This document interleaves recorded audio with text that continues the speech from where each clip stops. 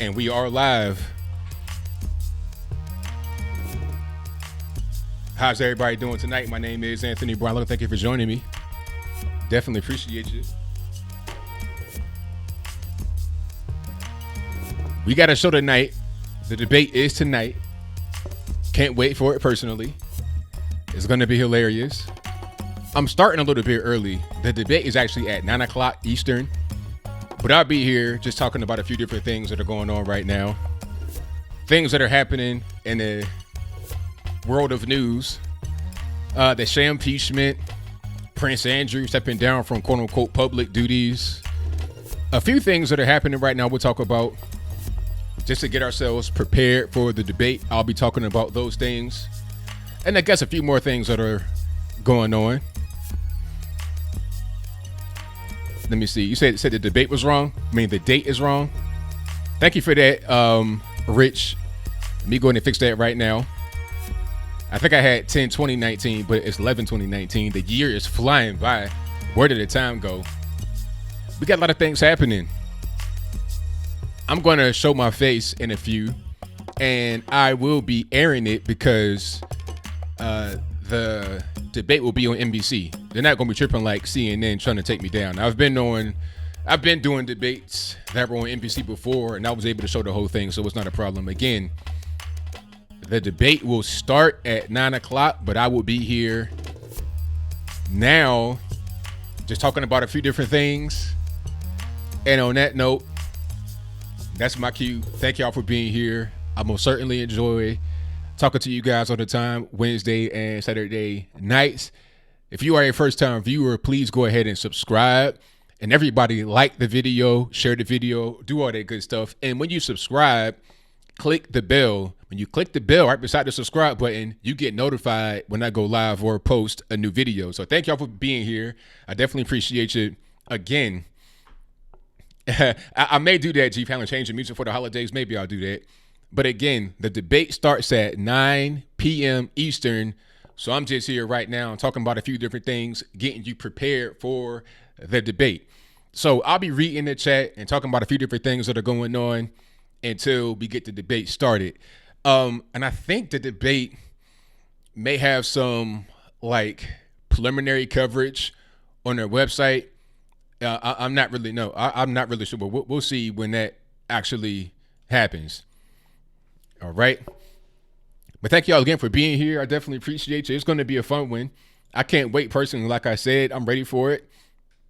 I'm ready for the Sham impeachment to be over with right now. I'm done with it.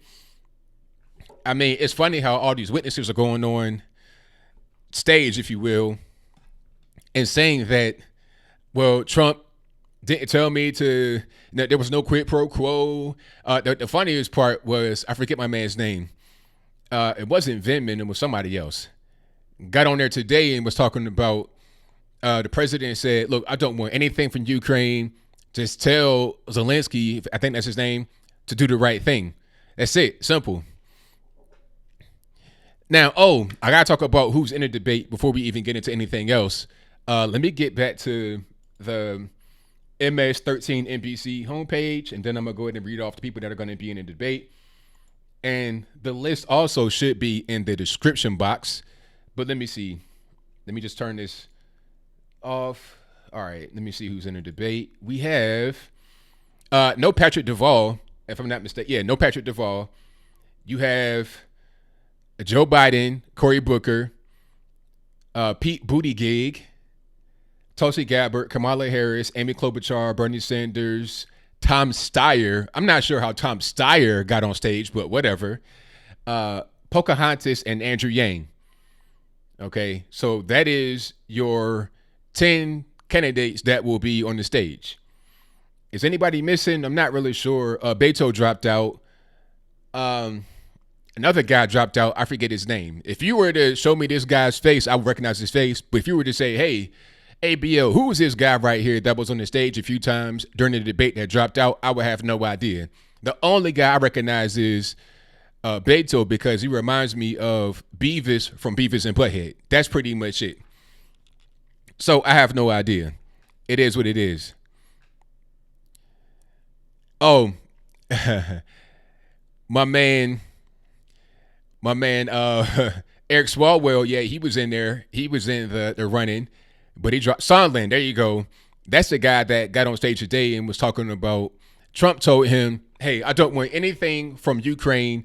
Just tell Zelensky to do the right thing. Okay. I don't think Shifty Schiff like that too much. How can Schiff get on stage and lie every day talking about, oh, I don't know who the whistleblower is? But then when Jim Jordan asked questions about specific people that certain witnesses were talking to, you have Jim Jordan talking about, oh, we can't answer that because it might out the whistleblower. If you don't know who the whistleblower is, why can't a person say who they talk to? You can say certain people, but you can't say certain other people. So let's say a witness like Vindman, for example, talks to two people about a certain thing. He names one guy, and then he says, oh, I can't say the name of the other person. How do you know who that is? He didn't say that's the whistleblower. He just said, I don't want to name him. Why don't you want to name him? Obviously, you know who that person is. If you don't know who the person is, why would you say you can't name him? If Schiff did not know who the person is, why would he say you can't name him? You're trying to protect the person because you know the person's name.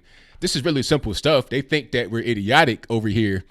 Like, we can't just add simple 1 + 1 = 2, okay? If you're trying to, quote unquote, protect the whistleblower, which there's no law that says I have to do that, or Adam Schiff, is only the IG, Inspector General. They're the only ones that can't say it, but anybody else can say it. That's the law. I've not seen a law that says you must protect the identity of the whistleblower. But anyway, if you say you don't know who the whistleblower is, you don't know their identity, then how can you at the same time say you're trying to protect them? It doesn't make any sense. Yeah, it's crazy. Now, the whistleblower, in my opinion, might as well be your man.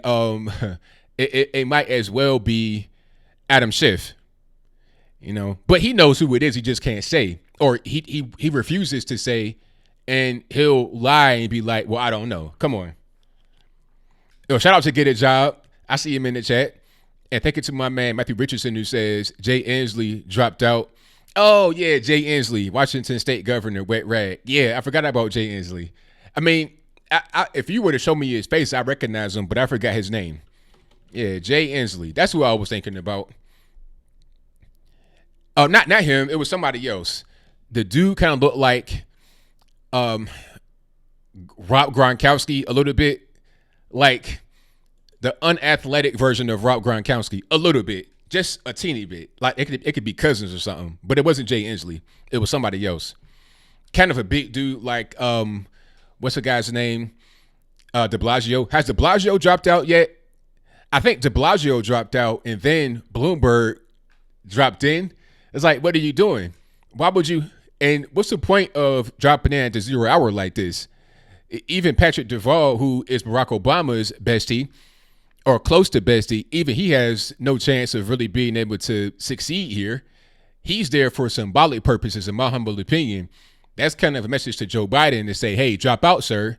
Drop out. I did not want you to run. Speaking from Obama's point of view, I did not want you to run, but you're running. I need you to drop out. My man's in here.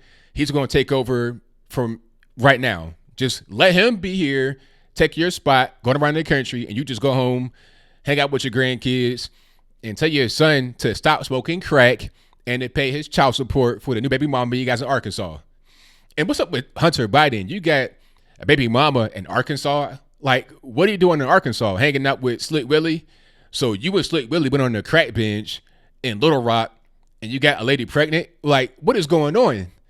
Hunter Biden, he needs to get brought in front of the Senate, House, whatever, and asked a bunch of questions. The people that need to be on stage during the during the House impeachment inquiry hearings aren't there. You don't have Joe Biden. He should be there. If not Joe, most certainly Hunter. Hunter, regardless of what. If you can get Joe, that's a bonus, but definitely Hunter Biden. I mean, come on. Anybody that's affiliated with Burisma and, you know, that whole connection, didn't Burisma or, like, didn't they get, like, indicted or something in Ukraine? Hold on. Matter of fact, let me see if I can find that news clip from today. Let me see. Oh, he deleted it. Okay. Now, I heard that Burisma was under investigation in Ukraine, but I guess they changed it. Somebody, a source that is pretty well known, retweeted it, I guess, but they deleted it. That's unfortunate. It is what it is. Hey, Hunter Biden, I mean, this dude, how do you grow up rich? Like a politician dad who's been in office since civil rights, literally, but you grow up to be white trash. How does that happen? I could see if you grew up in a situation where you just had terrible parents, you couldn't go to school, you were like raised by wolves. I could understand why. I'm not saying it's an excuse why you would behave like this, but I can get it. I will understand, but you didn't grow up like that. So what happened in your life? But then again, when you have creepy Uncle Joe as your dad, I mean, I would understand why you would go a different direction than what would be expected from a politician's son. It is what it is. Let me see. Matt, that's a good point. It says Meghan Markle blasts Trump. She's quiet on Prince Andrew. Oh, yeah. Look, Meghan Markle knows what time it is. She knows what time it is. Okay. When you are the wife, not blood, let's be clear. When you're the wife of blood of the royal lineage and you start acting up and talking about the royal family in a certain way, no. You're going to get Princess Diana. You're going to suffer a tragic car wreck. I'm not saying nothing. I'm just saying it was a tragic car wreck that some people may think was orchestrated by somebody else because of what that somebody did that's not blood, who at one point was married to blood. You know what time it is. When you sign up for that royal life, when you're not a royal, you know what to expect. You got to just, it don't matter. You can have Prince Andrew in Buckingham Palace with a 13-year-old tied up, and it gets caught by eyewitnesses on their cell phone. She ain't going to say one word, not one word, because her life is more valuable than anybody else's. That's how that goes. Simple. Very good point you made there, Matt. 1,000%. And I'm surprised. Well, I'm not surprised. Look, Prince Andrew, if Prince Andrew were Princess Andrew and married into the family, like Princess Diana, he might not be around anymore. As soon as the story dropped, because this ain't new thing. This ain't a new thing. If you don't know what I'm talking about, Prince Andrew, the Duke of York, he got caught up in the whole Jeffrey Epstein situation.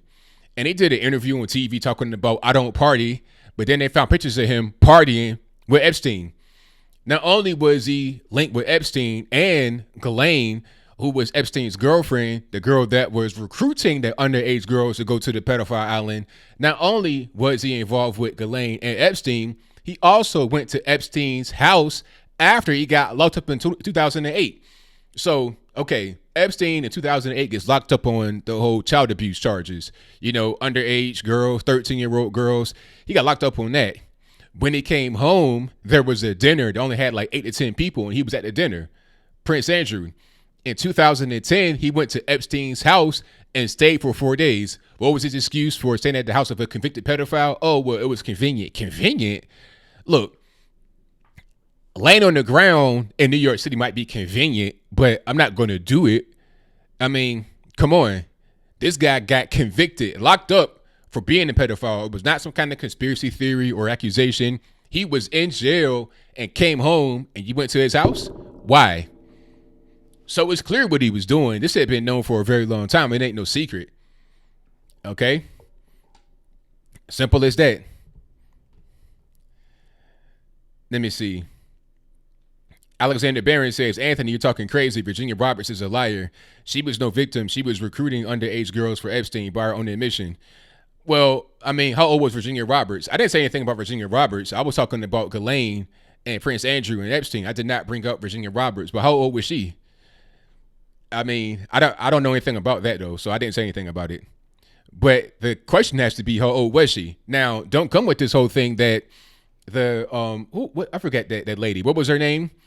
The Jamaican white lady that wrote biographies about the royal family. Don't talk about, it ain't pedophilia if she's 13 and she's a prostitute. Don't say nothing like that because that's crazy. She got on TV and said, well, it's not pedophilia because she was a prostitute. It's like, what? It's a 13-year-old. Like, what are we talking about? It's real simple. Shout out to Bucolic Buffalo who says a little support for you, sir. Thank you for that, man. Definitely appreciate you. And again, to anybody in the chat, we're going to get to the debates very soon. As soon as it starts, we're going to go ahead and go over there.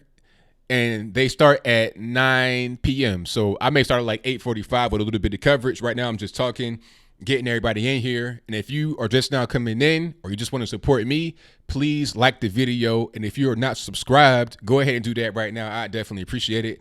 Thank you to JG for the donation who says, great job. God bless you. God bless you as well. Thank you for your donation.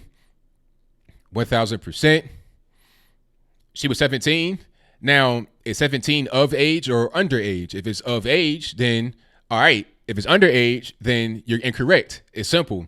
I don't want to go off with feelings and stuff like that. Let's go by the law. If the law says that 17 is underage and is underage, morally it's wrong, obviously, but is it legally wrong? If it's legally wrong, then there's no argument to be had. If it's morally wrong, then that's just a matter of opinion. Yeah, Joe Biden has ties to Epstein. A lot of these guys have ties to Epstein. Of course, Slick Willie. You know, that's clear. He was on the plane like 26 times, 24 or 26 times. It's a painting of Slick Willie in a dress in Epstein's house. Like, what kind of stuff is that? What's really going on?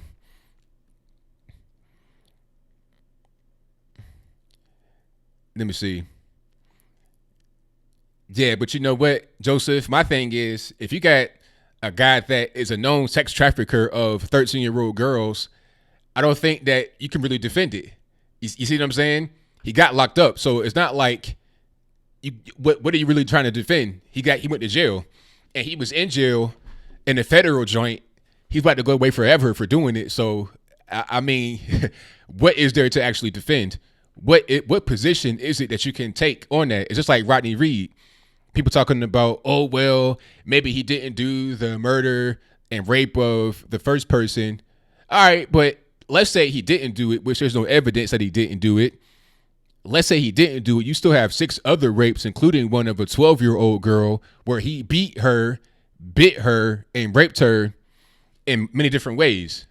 So if that's the guy you want to hit your wagon to and defend, I just don't really see the logic behind it.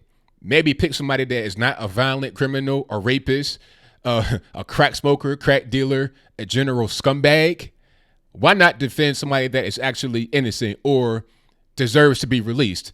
Anne Marie Johnson, who was in jail on the first offense, not a violent person, for answering phone calls in the drug trade. Yes, she was guilty. Yes, she did what she did. Yes, she should go to jail. But after 25 years, it's like, all right, what are we doing? But a guy that is a general menace, a terrorist, why would you try to get behind him and be like, oh, no, free him, get him off death row? We got to pick those who we defend a little bit more wisely. So when we defend them, it'll be taken seriously. Thank you to Minister P, who says, Anthony, always great to hear your thoughts on subjects. Hey, thank you for your donation and your very kind words. I definitely appreciate you. I couldn't be here if it ain't for people like yourself. So thank you for that. Thank you to Barbara Kinsey for your donation. I definitely appreciate it. And shout out to all you guys in here. I most certainly appreciate you. Yeah, but this whole thing with Epstein is wild, and also with what's the guy's name? Duke of York, Prince Andrew. Yeah, it's wild.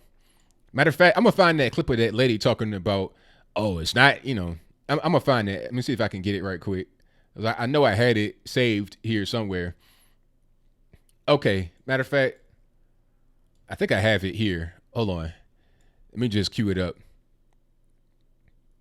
And all right, let's go. Oh, that ain't it. I have it here. I think I got 2 windows set up. That's what I got, 2 windows. I guess I don't want to load up for me. Oh, well. Hold on. Why is it not working the way I went? It's weird. Let's try this. Nah, it's not working. Oh well, that's weird because that tab is not even open, or maybe it is. But thank y'all for joining. I'm gonna certainly appreciate you guys. We're gonna get to the actual debate here pretty soon.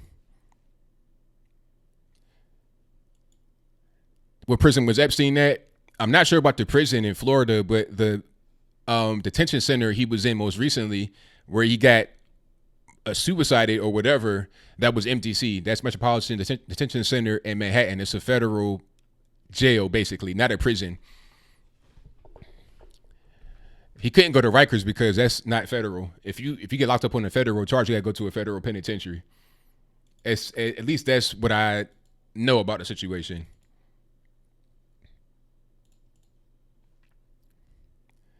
What time is the debate? The debate is at 9 p.m. Eastern time. So we get to probably getting over there. Like, I'm going to probably just shift. Like, you see this little view I have right here? I'm going to shift it to where I'm in the bottom left-hand corner, and the debate will cover up the majority of the screen, and I'll give my commentary when appropriate. I'll try to remain quiet as much as I can and not interrupt what they're talking about, but I'm going to just interject when it's appropriate to do so on commercial breaks and or on breaks in the talking at the debate. That'll be pretty much how it goes. We're just here right now hanging out until we get started. Again, 9 p.m. Eastern time. We're at about 8:24 right now Eastern time, so we got about a half hour or so to go. Now, I heard that they banned the Pledge of Allegiance out of high school. I heard it was a vote that they decided to go ahead and get rid of it. That's crazy, but hey, it is what it is, I suppose. You know, I mean, what can you really do? It's crazy. Yeah, Epstein allegedly killed himself, but I think he got suicided. And, you know, the timing of the thing with Prince Andrew is pretty interesting. You know, Epstein gets suicided, the guards get arrested, and then 24 to 48 hours later, all of a sudden Prince Andrew says, "Hey, I'm gonna step down from public duty, this, that, and the third." Very interesting. Like I said, if he was marrying into royal blood, he might mess around and get Princess Diana ASAP. They don't play those games, man. The royal family, they don't play those games. Not at all. Now, the debate will be on MS-13 NBC, so we don't got to worry about the cutting off of the stream because, or at least I think so, because the last time I did an NBC debate, it was all good. I didn't have any problems. And it will be free on their YouTube page and also on ms13nbc.com. Pardon me, msnbc.com. I got to be correct, and I can't say their nickname. I don't want nobody to get triggered. Live and Let Die Free says ABL Epstein was killed in order to protect. Well, I think Epstein was killed because he knew too much about a lot of different people. Now, there are some people that we know about already, Bill Clinton being one, obviously, and he has a long track record of people being mysteriously killed or dying around, going all the way back to when he was governor of Arkansas, back to Little Rock, way back then. This has been going on for 30 years or more, so this ain't nothing new with him and his wife, Hillary. Also, Prince Andrew, he was in, his name was out there from the beginning when Epstein got arrested. And there's other people that have not been named. Prime Minister of France, not the current one, but a previous one. Don't know who it is. Other heads of state, presidents, sultans, all kind of people, you know? Yes, sultans, like the whole, people that live in these theocracies sometimes in the Arab world, they don't really be like that. They're not really on that religious stuff when it comes down to their private time. Shout out to people I met at AmpFest in Miami. It was two people. The lady was from Iraq, but she lived in Saudi, and she was telling me how you go in some of these private places to be, cocaine, drinking, all of that in Saudi Arabia.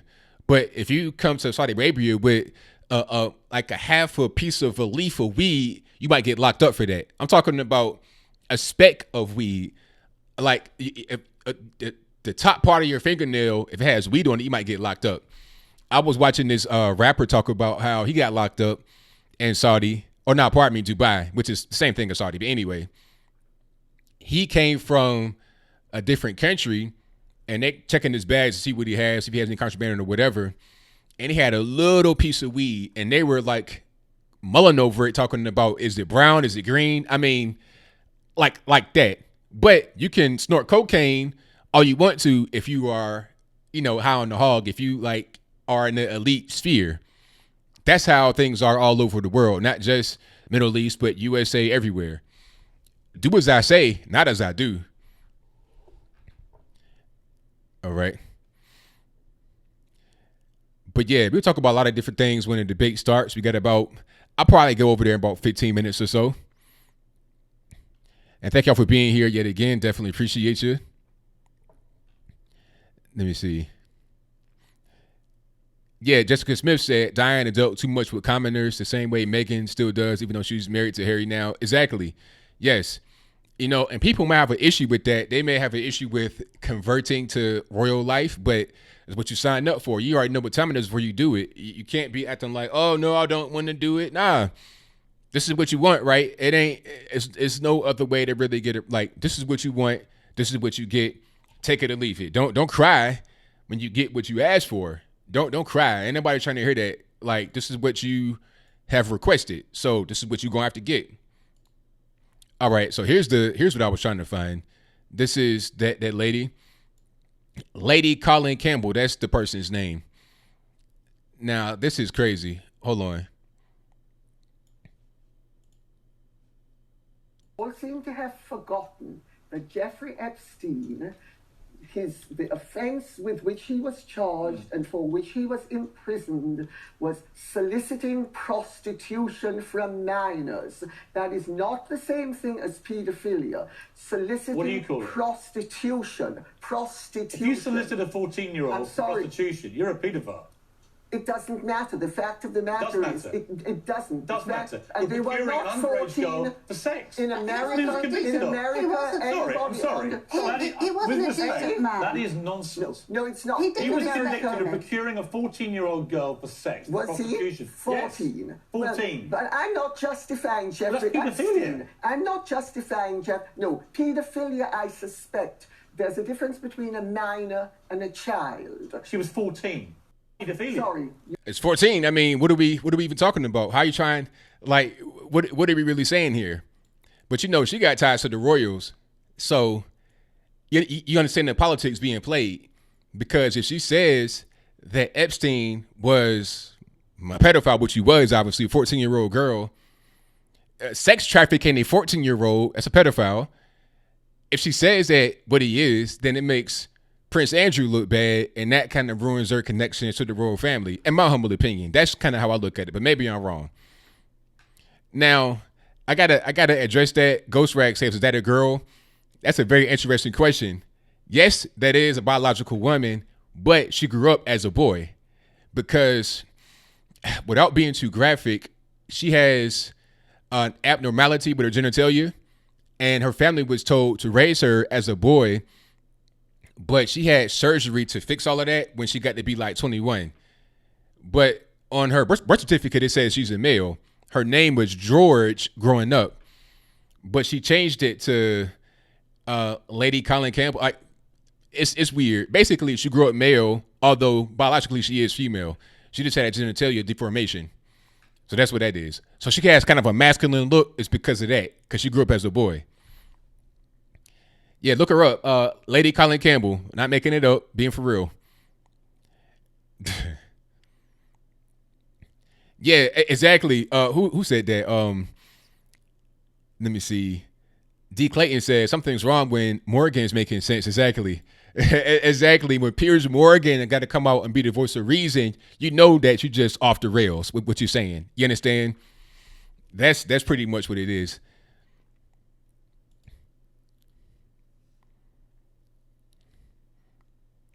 Shout out to Daniel Nordine, who says there are no coincidences. Q, where we go one, we go all. God bless ABL. I support my brother from another mother. Hey, thank you for that donation. I definitely appreciate you. 1111, I appreciate that 1,000%. Shout out to my man Carl's Opinion, who says, hey, Mr. Logan, how are you doing? Hey, everything's good over here, boss man. Just enjoying the show so far.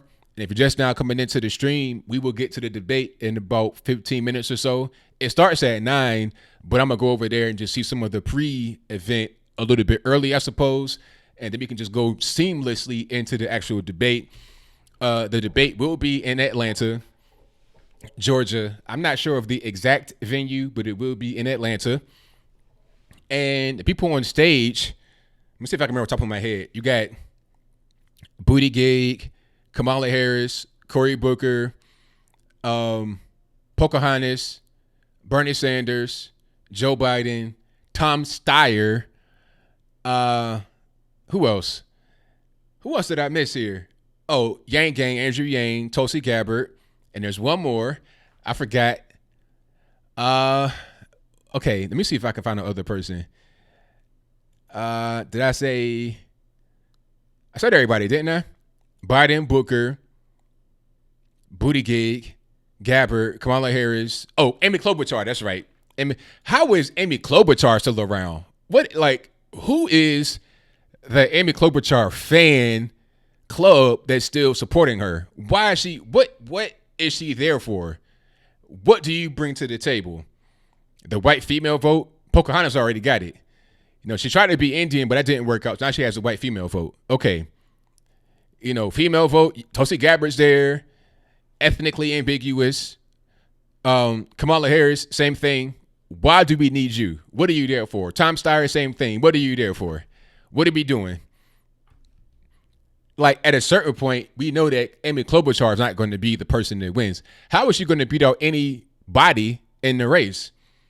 I think that we're getting too late into the season, and people that are trying to debate or trying to fight to even get on the debate stage should go ahead and drop out. Honestly, for real. I mean, I just don't really understand what's going on. Let's go ahead and just get them out of there and get down to the brass. Everybody, we know Pocahontas, Bernie Sanders, Joe Biden. And quite frankly, these are all very bad candidates. Maybe they're still there because they think it's a glimmer of hope that the DNC will select them. Although I think that won't really happen. If the DNC had any kind of intelligence at all, what they would do is bring in Oprah and Michelle Obama. But then again, regardless of what they do, they're still going to lose. So maybe they don't want to lose. So they're just going to put a tomato can out there to take the L. They can't just forfeit and give up. So they got to put somebody out there to try to fight. And they're trying to do this whole impeachment thing to give him a little bit of a leg up. But it ain't going to work. It's the same thing they did last time when they tried to have the whole media in on it, and that didn't work out. And shout out to my man Lee Crow, who said, "So ABL, go Vols, my brother." Shout out to the Vols. Shout out to Tennessee, East Tennessee, in the building. Let me see. And thank you all for being here. I definitely appreciate you. Let me see. Okay, I'm trying to get this loaded up right quick so we can be prepared. What time does it start? It starts at 9 p.m. Eastern time. So it's about 8:36 right now. And so I'll go over there in about 10 minutes or so just to get some of the pre-show. And then we'll go ahead and just go seamlessly into the debate when it starts. So we got a little bit of time here. And thank y'all for being here early. We got 720 live in the building. Thank y'all for joining. Thank you to my man, Patrick Vickers, who says, "Love the channel. I've been conservative since 2012 after hearing the truth. Leftists, keep your hands off my guns and my wallet." There we go. That's what I'm talking about. Thank you for your donation, boss. Definitely appreciate you. And that's some great words for you right there. Yeah, get off my guns and my wallet. Let me keep that. That's my property. Let it go. You can't have it. How about that? Rapper 10,000 says, "Please debate Lucas about the Chick-fil-A issue." He don't want to debate because he knows he can't really do that. That's my dog, though, but he's not prepared for no debate. And I respect that. Everybody's not built for these debates. The debate is taking place in Atlanta, Georgia. I'm not quite sure of the exact venue, but it will be in Atlanta. Matter of fact, let me see if I can find that right quick. I do know that the Washington Post will be co-hosting it with MS-13NBC. So that tells you how liberal this whole thing would be. And they got the Girl Squad, quote unquote, moderating it. I think you got Kristen Welker, Rachel Maddow, and two other women. I forget their names. Rachel Maddow's going to be the star. I think Savannah Guthrie, if I'm not mistaken. I'm not really sure. Let me check it out right quick. November 20th debate. Okay, let me see. All right, who do we have? Yeah, I don't know these people at all. There's one lady over here I've never seen before. Matter of fact, okay, I'll put their names. I'll put their faces on the screen so you can kind of see what I'm talking about. I have no idea who these individuals are at all. Maybe y'all know something I don't know. I don't know. Okay, so these will be the moderators tonight. Hold on. I recognize a lady on the left, but I forget her name. Oh, no, that ain't it. Hold on.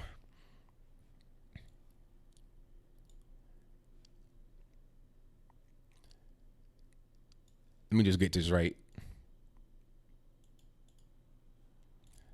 1 second. I don't have time for this. Okay. There we go. Let's just do it that way.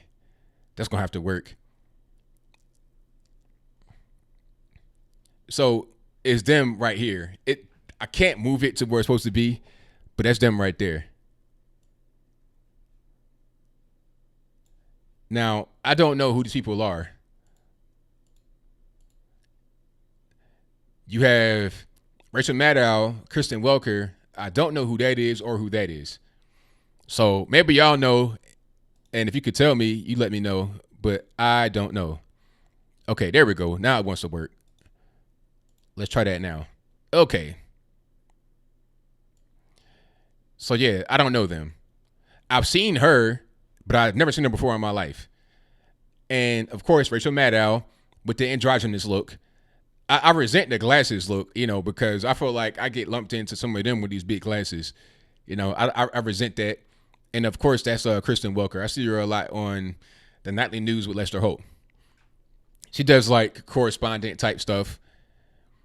And that's going to be a moderating team. The Four Horses, hilarious. All right, so we're going to get to it here soon. And let me just go ahead and get this the way I wanted it. All cis females. Yeah, hey, that's a good point, Panzer Buyer. Great point. I wonder if the LGBTQIA, ABCDEFG community is going to be mad about that. Where's the trans females? Where's the black trans females? You got to have somebody looking like, a straight cartoon character with the you know what I mean? All of that going on stage. And at a certain point, it's like, what are we doing? We got to be serious with what we're talking about. If you're going to be on television, we got to be serious, Tappy Toe says, who's the white dude in the glasses? Hey, that was Rachel Maddow, allegedly. That's what I've been told. I'm not quite sure if that's true or false, but that's what I've been told. All right. But let's go ahead. Matter of fact, I'm going to just hold for a minute. What they're doing right now is like nothing really happening. They got this is a little pre-show, and they're talking to people in a random place. Nothing is happening at all. It's like it's all girl power. Matter of fact, hold on. I'm gonna go ahead and put this up in the background, and then you're gonna see what's happening here. Let's get this right. Hold on. That's not what I wanted.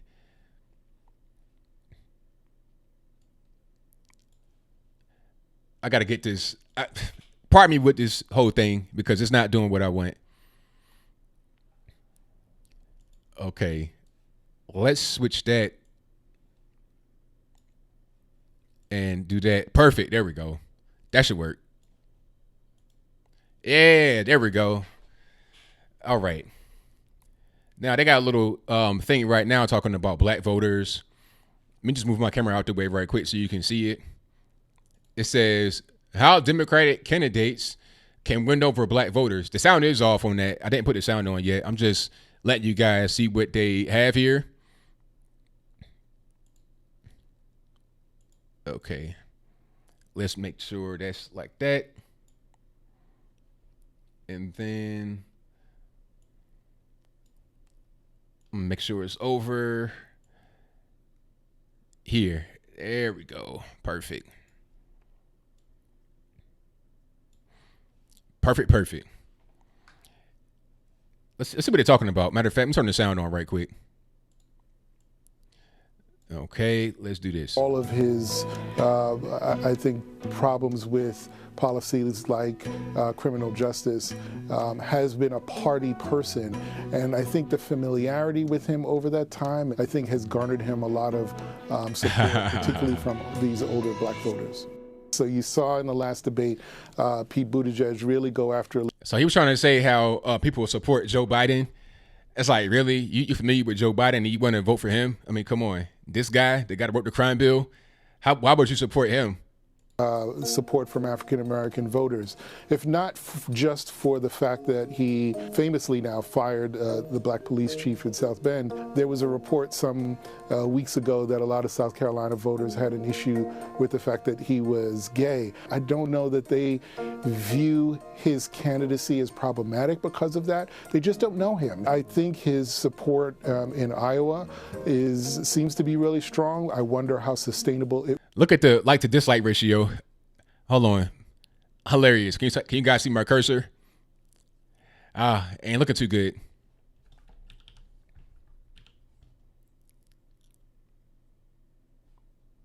It's a very interesting case here because while she has put to rest some of the concerns about her record as a prosecutor, I think that lingered in the minds of a tremendous number of voters, particularly within the black community. And this is important to note that the black vote is not monolithic. Black voters don't automatically get behind the black candidate.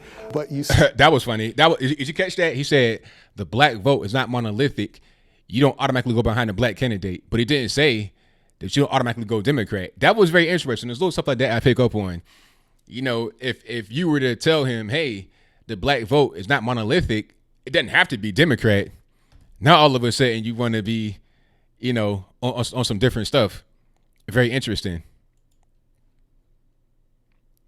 Okay, I'm getting a warning right here on my stream. It's saying we've detected copyrighted audio and video. So it may give me a problem. What I may do is stream the audio in the background if they give me some kind of issues, and they would just go about it that way if they give me some issues. But that kind of remains to be seen. We'll see what happens, because I've not had any issues before, but we'll see what they do this time. Okay, so what I'm gonna do, I'm gonna just chill here for a minute and just talk and let this be in the background. If they block me or something like that, it is what it is. I won't have no real problem. Okay, so this is a little graphic about black Democratic voters in South Carolina candidate support. I missed what they said. That's Michael Singleton. I saw him at Politicon, and I think I saw her, but I'm not really sure who that is. But I see him a lot. You know, he's cool, I guess, but just a Democrat. You know, at least NBC has on heterosexual black men, unlike CNN, but that's a different story. And I'll just go ahead and move on. It's better to do audio only. The NBC logo. Nah, if I had the NBC logo, that's not going to work, because they still look. They got the NBC logo twice. Nah, that ain't gonna. You know what's going to happen is they're looking at any kind of audio and some of the clips from the video. And that'd be how they try to get me there. All right, but we'll see. We'll see how that goes. Like I said, if worse come to worse, I'll just have the audio in the background and we'll do it that way.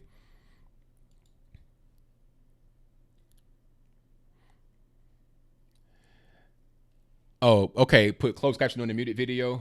See, that's that 300 IQ right there. Let me see if I can make that a little bit bigger. They got the closed caption as small as possible. I mean, good night. Let me see if I can. Yeah, let's go to 100. Let's go to. There we go. Much better. Alrighty. Now, hopefully my picture's not in the way. Make it to like his 150. There we go. Cool. Perfect. All right. Yeah, I mean, I don't know. they're weird because I've streamed stuff from NBC before, didn't have a problem. So we'll see what they do this time. It's always kind of like just a crapshoot. How they're going to carry it, what they're going to do, whatever. You never know what's going to happen. You know, I have no idea what they're going to do from day to day. You know, they do pretty much whatever they want at this particular point in time.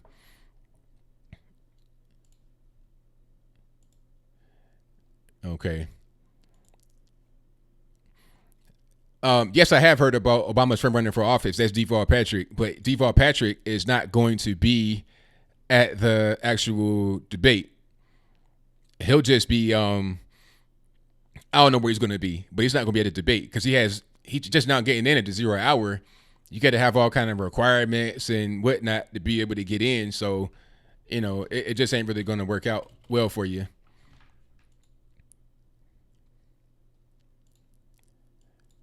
Let me see what else we got. Shout out to William who says, "Love what you do, ABL. I'm a Nick Fuentes defender." Well, bless you, man. God bless you. Thank you for your donation. I definitely appreciate you. You know, I'm not a Nick Epstein. That's hilarious. I'm not a Nick Fuentes fan, but I'm glad you support the show, and I respect your decision to support who you want to support. It's all good. Don't even worry about it. All right. Did the shift hit the fan today? I think the shift has been hitting the fan every day. So that's what that is. Says you're going to leave when it starts. That's hilarious. We got about 11 minutes or so. Yo, hey, I'm on NBC YouTube right now, and the stream is getting a pretty big ratio. But hey, the people who are spoken, they're not really fond of this leftist stuff that keeps getting pushed out there. And my thing is, okay, if you're going to have an all-female panel, at least let there be some stars in the panel. You're getting just regular normies that work the beat. It's like, come on, let's get some stars in the building and do it that way rather than just regular normies going out there doing whatever they do.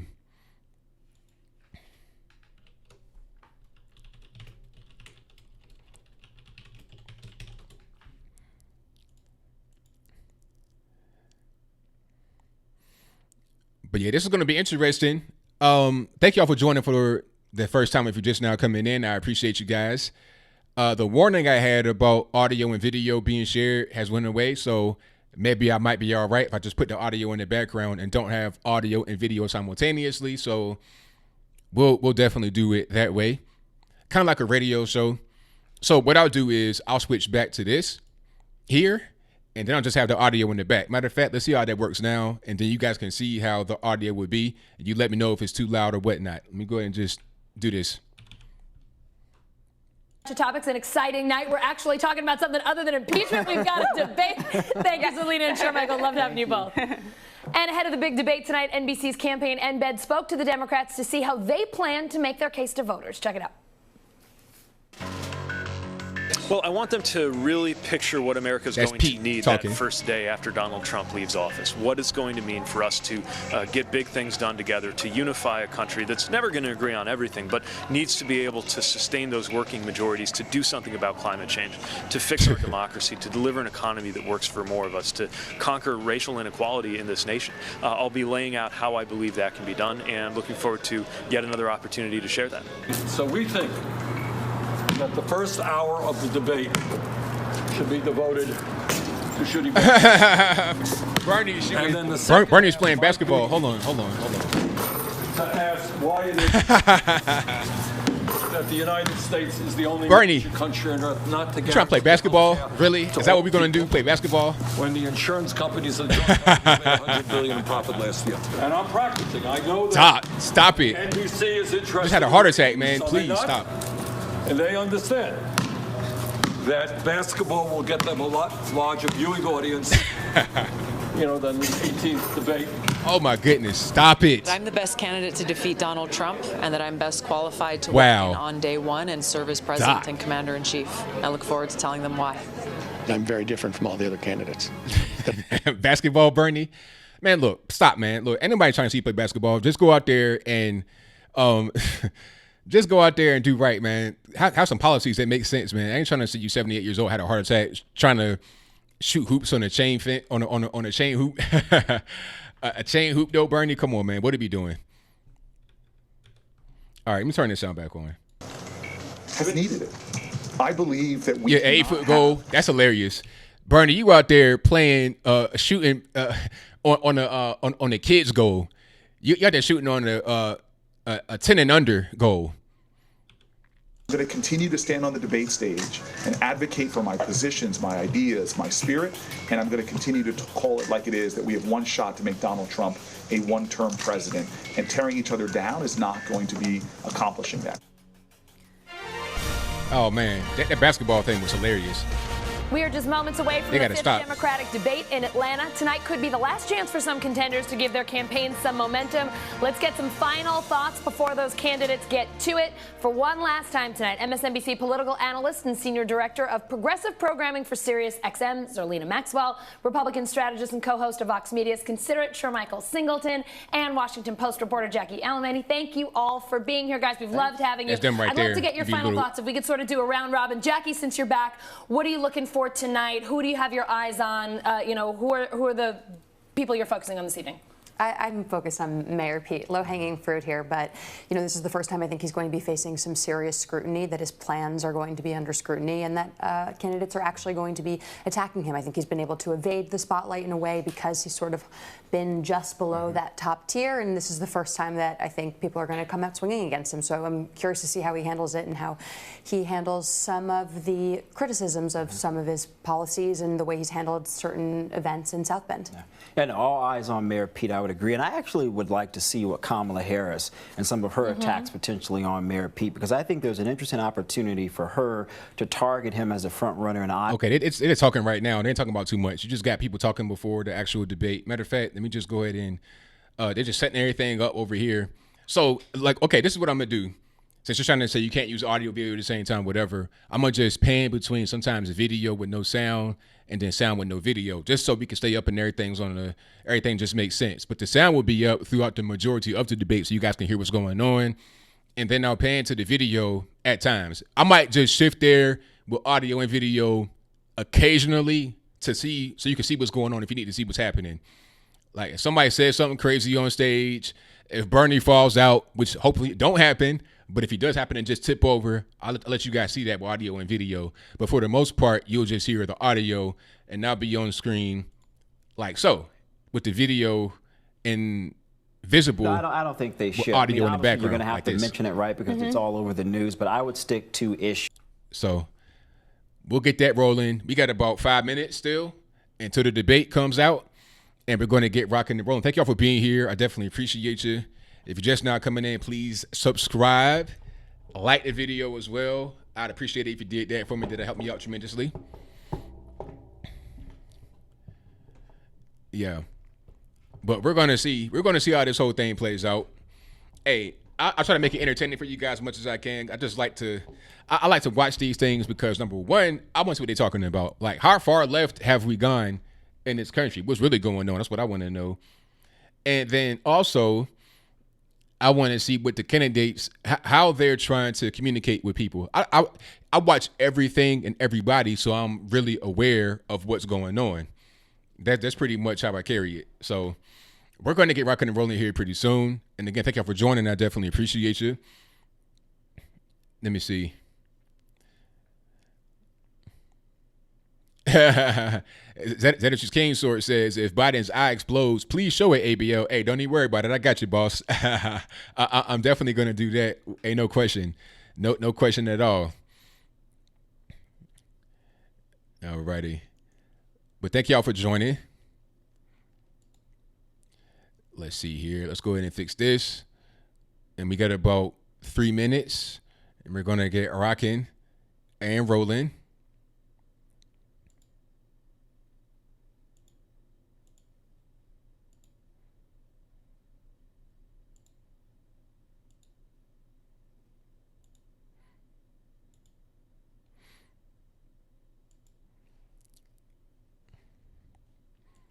Let me see. What else we got? Wow, I said Bernie's going downstage. Nah, he's going to be all right. He might just fall out, though. Hopefully they got they got a chair or something for Bernie to sit on. I mean, really, on seriously though, about Bernie, it's like, okay, we know you want to be the president, but your health at a certain point, you got to come first. You're 78, you had a heart attack. What are you doing? You out there playing basketball? You need to stop. You need to stop and just cut it out. Just discontinue it. David Jr. says, if Rachel Maddow is wearing a tinfoil hat, please be sure to show it, ABL. Hey, don't even worry about it. I got you, boss. I'll be right there with the tinfoil hat footage, right, bright and early for you. Okay, we got Pocahontas wearing the purple. That's an interesting color, because usually everybody wears red, black, blue, and Tulsi has on the white. Joe looking confused already, trying to get himself together. They need to let that man Joe go home. He's obviously not all the way there. He's confused. He doesn't really understand what's happening. Let that man go home. Seriously. Like, what are we doing? It doesn't track in the polling is so amorphous to me. Polling is like a snapshot. Okay. As soon as that was funny. As soon as I let the audio come on and the video at the same time, they instantly said, nope, don't do it. I got a thing that came up that said don't do that right away. Okay, so I already know what I got to do. Hey, Biden should be in jail. Hey, there you go. I'm with you. 100%. Chick Hearn, basketball the best.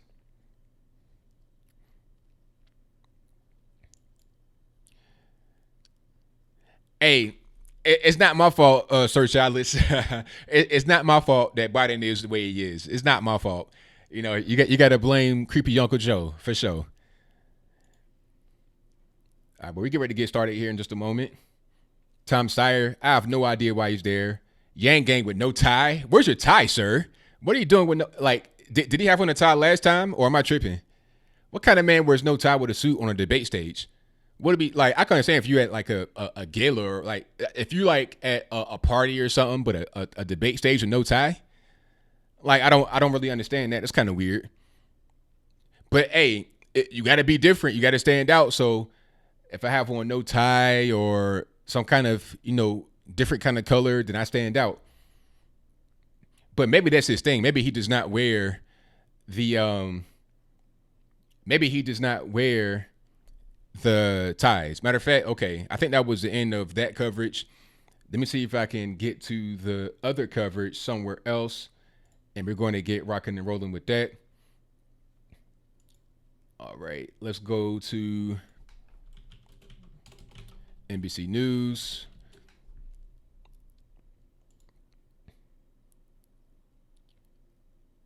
And let's see if it'll let me do it.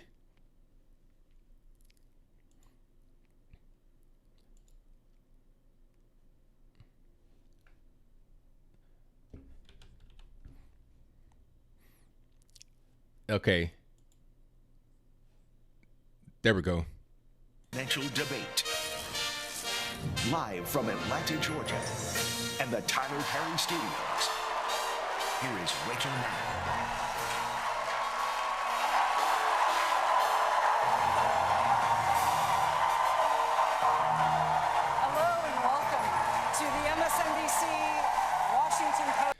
Tell me how the sound is, you guys. If it's bad, I'll try to fix it. If it's good, then let me know. All of us are very, very happy to be here tonight. I'm Rachel Maddow, here in Atlanta, Georgia tonight with my fellow moderators. Andrea Mitchell is NBC News Chief Foreign Affairs Correspondent and the host of Andrea Mitchell Reports on MSNBC. Ashley Parker is White House reporter for The Washington Post, and Kristen Welker is NBC News White House correspondent. We'll be covering a wide range of topics tonight, including national security, race, and climate. Each candidate will have 1 minute and 15 seconds to answer our questions, and 45 seconds if we need to follow up.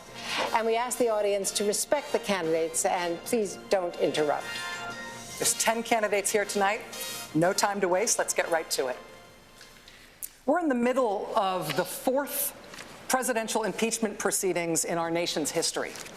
Ambassador Gordon Sondland delivered testimony today in the House impeachment inquiry that buttressed the case that President Trump withheld military aid to Ukraine and a White House meeting with President Zelensky because he wanted the Ukrainian president to announce investigations that would benefit President Trump politically.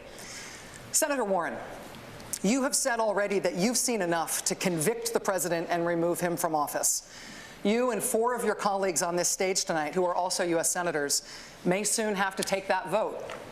Will you try to convince your Republican colleagues in the Senate to vote the same way? And if so, how?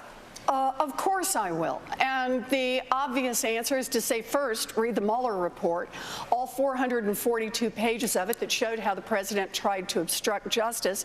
And when Congress failed to act at that moment, it meant the president felt free to break the law again and again and again. And that's what's happened with Ukraine. We have to establish the principle, no one is above the law. We have a constitutional responsibility, and we need to meet it. But I want to add one more part based on today's testimony. And that is, how did Ambassador Sondland get there? You know, this is not a man who had any qualifications except one. He wrote a check for $1 million. And that tells us about what's happening in Washington. The corruption, how money buys its way into Washington. You know, I raised this months ago about the whole notion that donors think they're going to get ambassadorships on the other side. And I've taken a pledge. Anyone who wants to give me a big donation, don't ask to be an ambassador, because I'm not going to have that happen. I asked everyone who's running for president to join me in that. And not a single person has so far. I hope what we saw today during the testimony means lots of people will sign on and say we are not going to give away the ambassador posts to the highest bidder. Senator Warren, thank you. Senator Klobuchar, you've said that you support the impeachment inquiry, but you want to wait for a Senate trial to hear the evidence and make a decision about convicting the president. After the bombshell testimony of Ambassador Sondland today, has that view changed for you? I have made it very clear that this is impeachable conduct, and I've called for an impeachment proceeding. I just believe our job as jurors is to look at each count and make a decision. But let me make very clear that what this impeachment proceeding about is really our democracy at stake. This is a president that not only with regard to his conduct with Ukraine, but every step of the way puts his own private interests, his own partisan interests, his own political interests in front of our country's interest. And this is wrong. This is a pattern with this man, and it goes to everything from how he has betrayed our farmers and our workers to what he has done with foreign affairs, leaving the Kurds for slaughter. Sucking up to Is she okay? Is she shaking? Every minute of the day. That is what this guy does. And I think it is very, very important that we have a president that's going to put our country first. I was thinking about this when I was at the Carter Presidential Museum, and on the wall are etched the words of Walter Mondale when he looked back at their 4 years, not perfect. And he said this: "We told the truth, we obeyed the law, we kept the peace." We told the truth, we obeyed the law, we kept the peace. That is the minimum that we should expect in a president of the United States. Senator, thank you. Senator Sanders, I'd like to go to you. Americans are watching these impeachment hearings. At the same time, they're also focused on their more immediate daily economic and family concerns. How central should the president's conduct uncovered by this impeachment inquiry be to any Democratic nominee's campaign for president? How central would it be to yours? Well, Rachel, sadly, we have a president who is not only a pathological liar, he is likely the most corrupt president in the modern history of America. But we cannot simply be consumed by Donald Trump. Because if we are, you know what? We're going to lose the election. Right now, you've got 87 million people who have no health insurance or are underinsured. We're facing the great existential crisis of our time in terms of climate change. You got 500,000 people sleeping out on the street, and you got 18 million people paying half of their limited incomes for housing.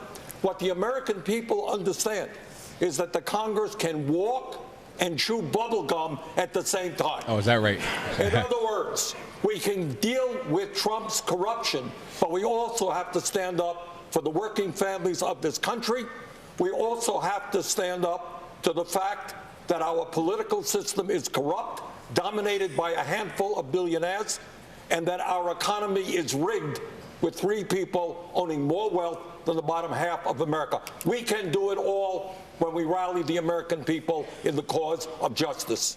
Mayor Buttigieg, let me put the same question to you. How central should the president's conduct uncovered by the impeachment inquiry be to a Democratic nominee's campaign? How central would it be to yours? Well, the constitutional process of impeachment should be beyond politics, and it is not a part of the campaign. But the president's conduct is. The impeachable conduct that we have seen in the abuse of power that we're learning more about in the investigations, but just to be clear, the president's already confessed to it on television. But that's just part of what we've seen. Under normal circumstances, a president would leave office after something that was revealed recently that barely got any attention at all, which was the president had to confess in writing, in court, to illegally diverting charitable contributions that were supposed to go to veterans. We are absolutely going to confront this president for his wrongdoing, but we are also each running to be the president who will lead this country after the Trump presidency comes to an end, one way or the other. I'm running to be the president for that day the sun comes up and the Trump presidency is behind us, which will be a tender moment in the life of this country. And we are going to have to unify a nation that will be as divided as ever, and while doing it, address big issues that didn't take a vacation for the impeachment process or for the Trump presidency as a whole. A climate approaching the point of no return. The fact that we've still got to act on health care, kids learning active shooter drills before they learn to read, and an economy where even when the Dow Jones is looking good, far too many Americans have to fight like hell just to hold on to what they've got. Mr. Mayor. Those are the crises that will be awaiting the next president and will be at the heart of our campaign. Mr. Mayor, thank you. Andrea. Vice President Biden, you've suggested in your campaign that if you defeat President Trump, Republicans will start working with Democrats again. Oh, boy, but here we right go. Now, Republicans in Congress, including some of whom you've worked with for decades, are demanding investigations not only of you, but also of your son. How would you get those same Republicans to work with you? Well, look, the next president of the United States is going to have to do 2 things. Defeat Donald Trump. That's number 1. Okay. And number 2, it's going to have to be able to go into states like Georgia and North Carolina and other places and get a Senate majority. That's what I'll do. Oh, my goodness.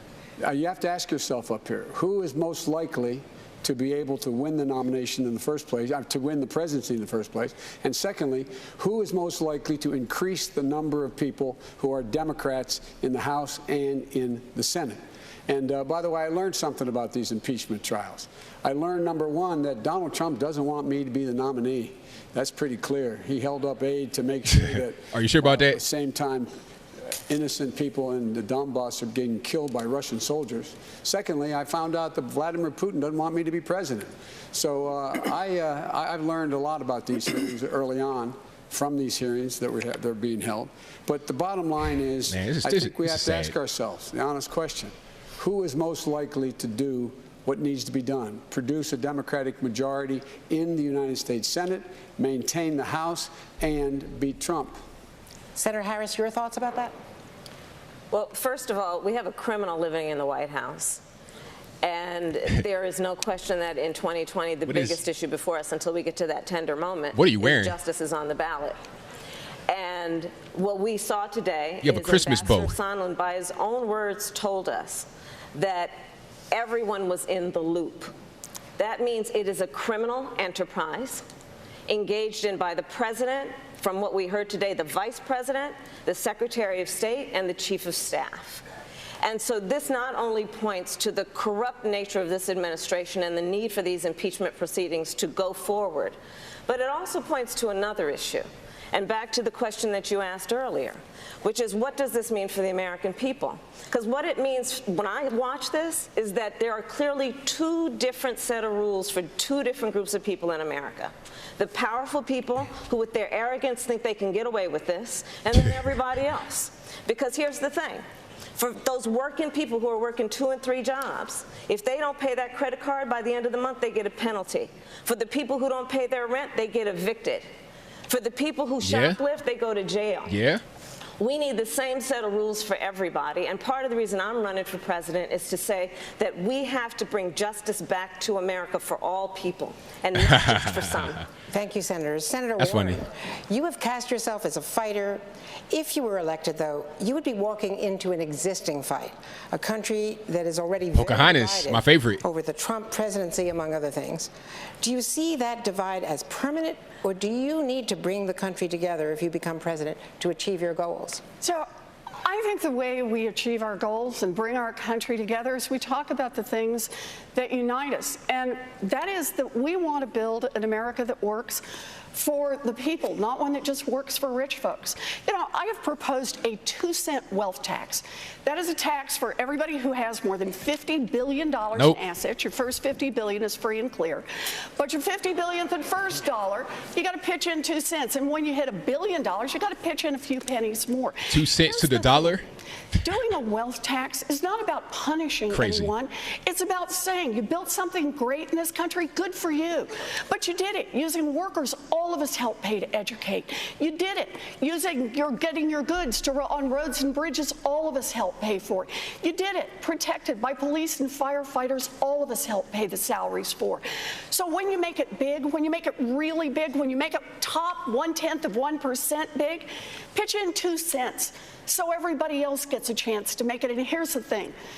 That's something that Democrats care about, independents care about, and Republicans care about.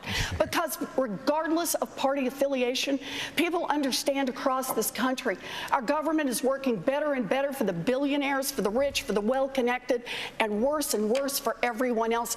We come together when we acknowledge that and say we're going to make real change. Thank you. Senator Booker, do you agree with that strategy?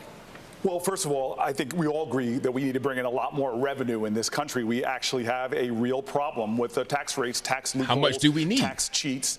And I don't agree with the wealth tax, the way that Elizabeth Warren puts it.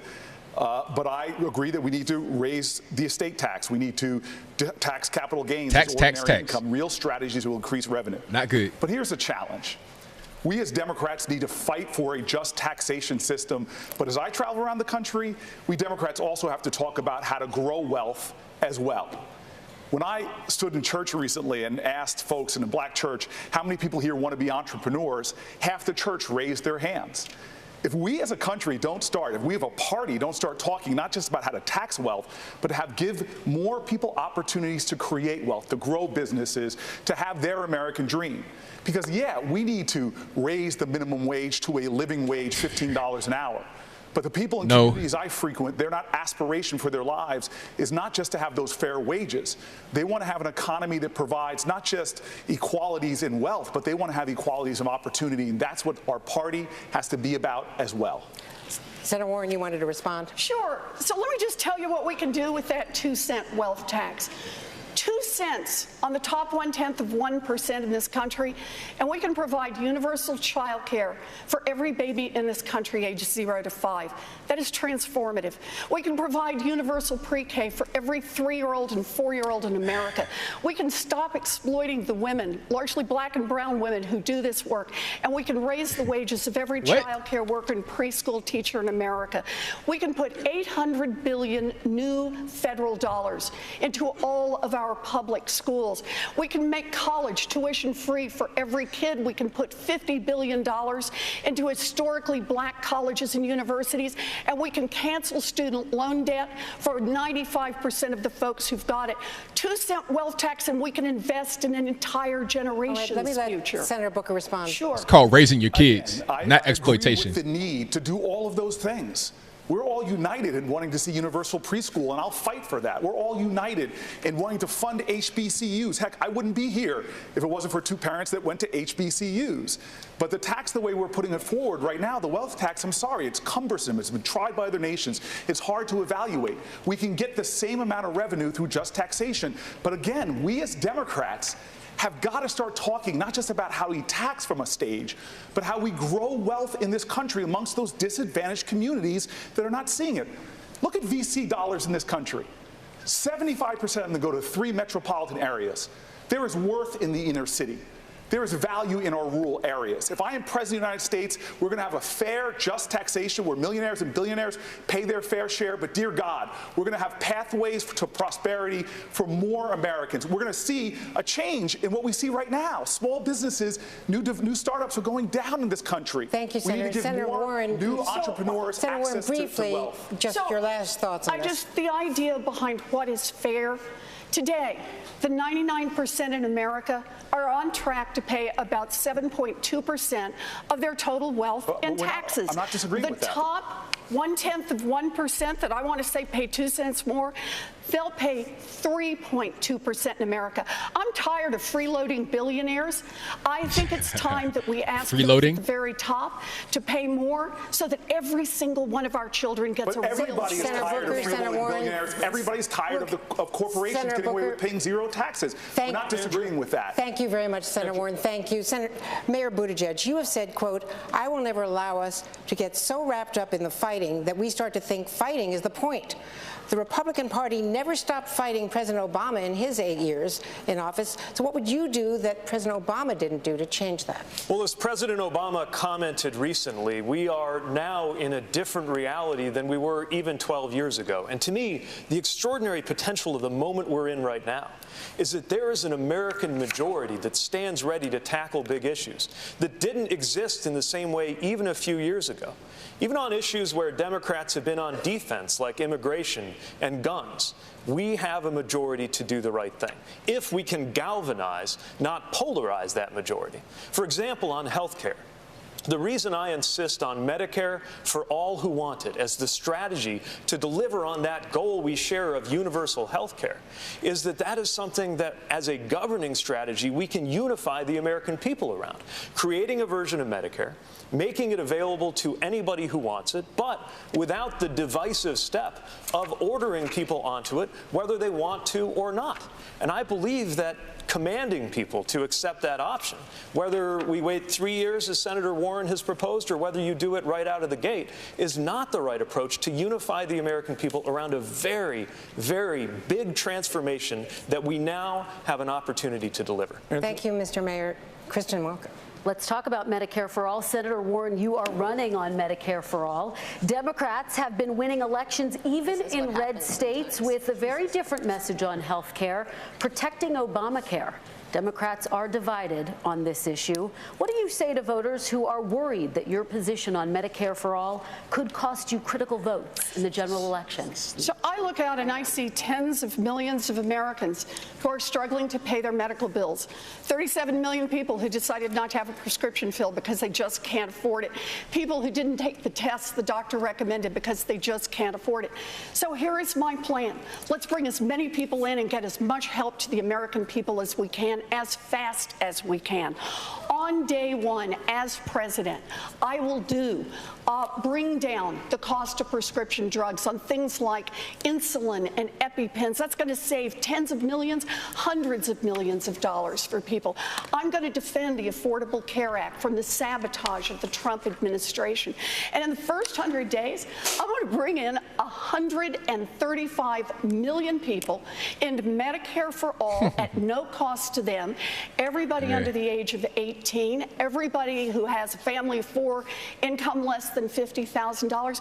I'm going to lower the age of Medicare to 50 and expand Medicare coverage to include vision and dental and long-term care. And then in the third year, when people have had a chance to feel it and taste it and live with it, we're going to vote and we're going to want Medicare for all. Senator, thank you, Senator. Senator Sanders, let me bring you into this conversation and ask you the question. Well, I want to ask you the question this way, Senator Sanders. You describe your campaign, including your plans for Medicare for All, as a political revolution. Yes. President Obama explicitly said the country is, quote, less revolutionary than it is interested in improvement. The average American doesn't think we have to completely tear down the system and remake it, end quote. Is President Obama wrong? No, he's right. We don't have to tear down the system, but we do have to do what the American people want. And the American people understand today that the current healthcare system is not only cruel, it is dysfunctional. Now, you tell me how we have a system in which we spend twice as much as do the people of any other country. What country? We got 87 million uninsured, underinsured. In some cases, we pay 10 times more for prescription drugs, as do the people of Canada or other countries. 500,000 people go bankrupt because of medically related issues. They come down with cancer, and that's a reason to go bankrupt. Now, some of the people up here think that we should not take on the insurance industry. We should not take on the pharmaceutical industry. But you know what? If you think back to FDR, and if you think back to JFK and Harry Truman and Barack Obama, as a matter of fact, people have been talking about health care for all. Well, you know what? I think now is the time. And in the first week of my administration, we will introduce Medicare for all. Medicare for all. That means no deductibles, no co-payments, no out-of-pocket expenses. That's where we got to go. Like Santa Claus. Senator Sanders, Vice President Biden. You know, we can do this without charging people, raising $30, $40 trillion. The fact is that right now, the vast majority of Democrats do not support Medicare for all. It couldn't pass the United States Senate right now with Democrats. It couldn't pass the House. Nancy Pelosi is one of those people who then thinks it makes sense. We should build on Obamacare, provide the plan I put forward before anybody in here, adding a Medicare option in that plan, and not make people choose. Allow people to choose, I should say. But if you go the route of my two friends on my right and my left, you have to give up your private insurance. 160 million people like their private insurance. And if they don't like it, they can buy into a Medicare-like proposal in my plan. Drug prices go down, premiums go down across the board. But here's the deal. They get to choose. I trust the American people to make a judgment what they believe is in their interest and not demand of them what the insurance companies. They want no competition, and my friends say you have to only go Medicare for all. Vice President Biden, thank you. Ashley. Congresswoman Gabbard, you have criticized Hillary Clinton as the, quote, personification of the Tulsi. rot that has sickened the Democratic Party. What is the rot you see in the Democratic Party? That our Democratic Party, unfortunately, is not the party that is of, by, and for the people. It is a party that has been and continues to be influenced by the foreign policy establishment in Washington, represented by Hillary Clinton and others' foreign policy, by the military-industrial complex and other greedy corporate interests.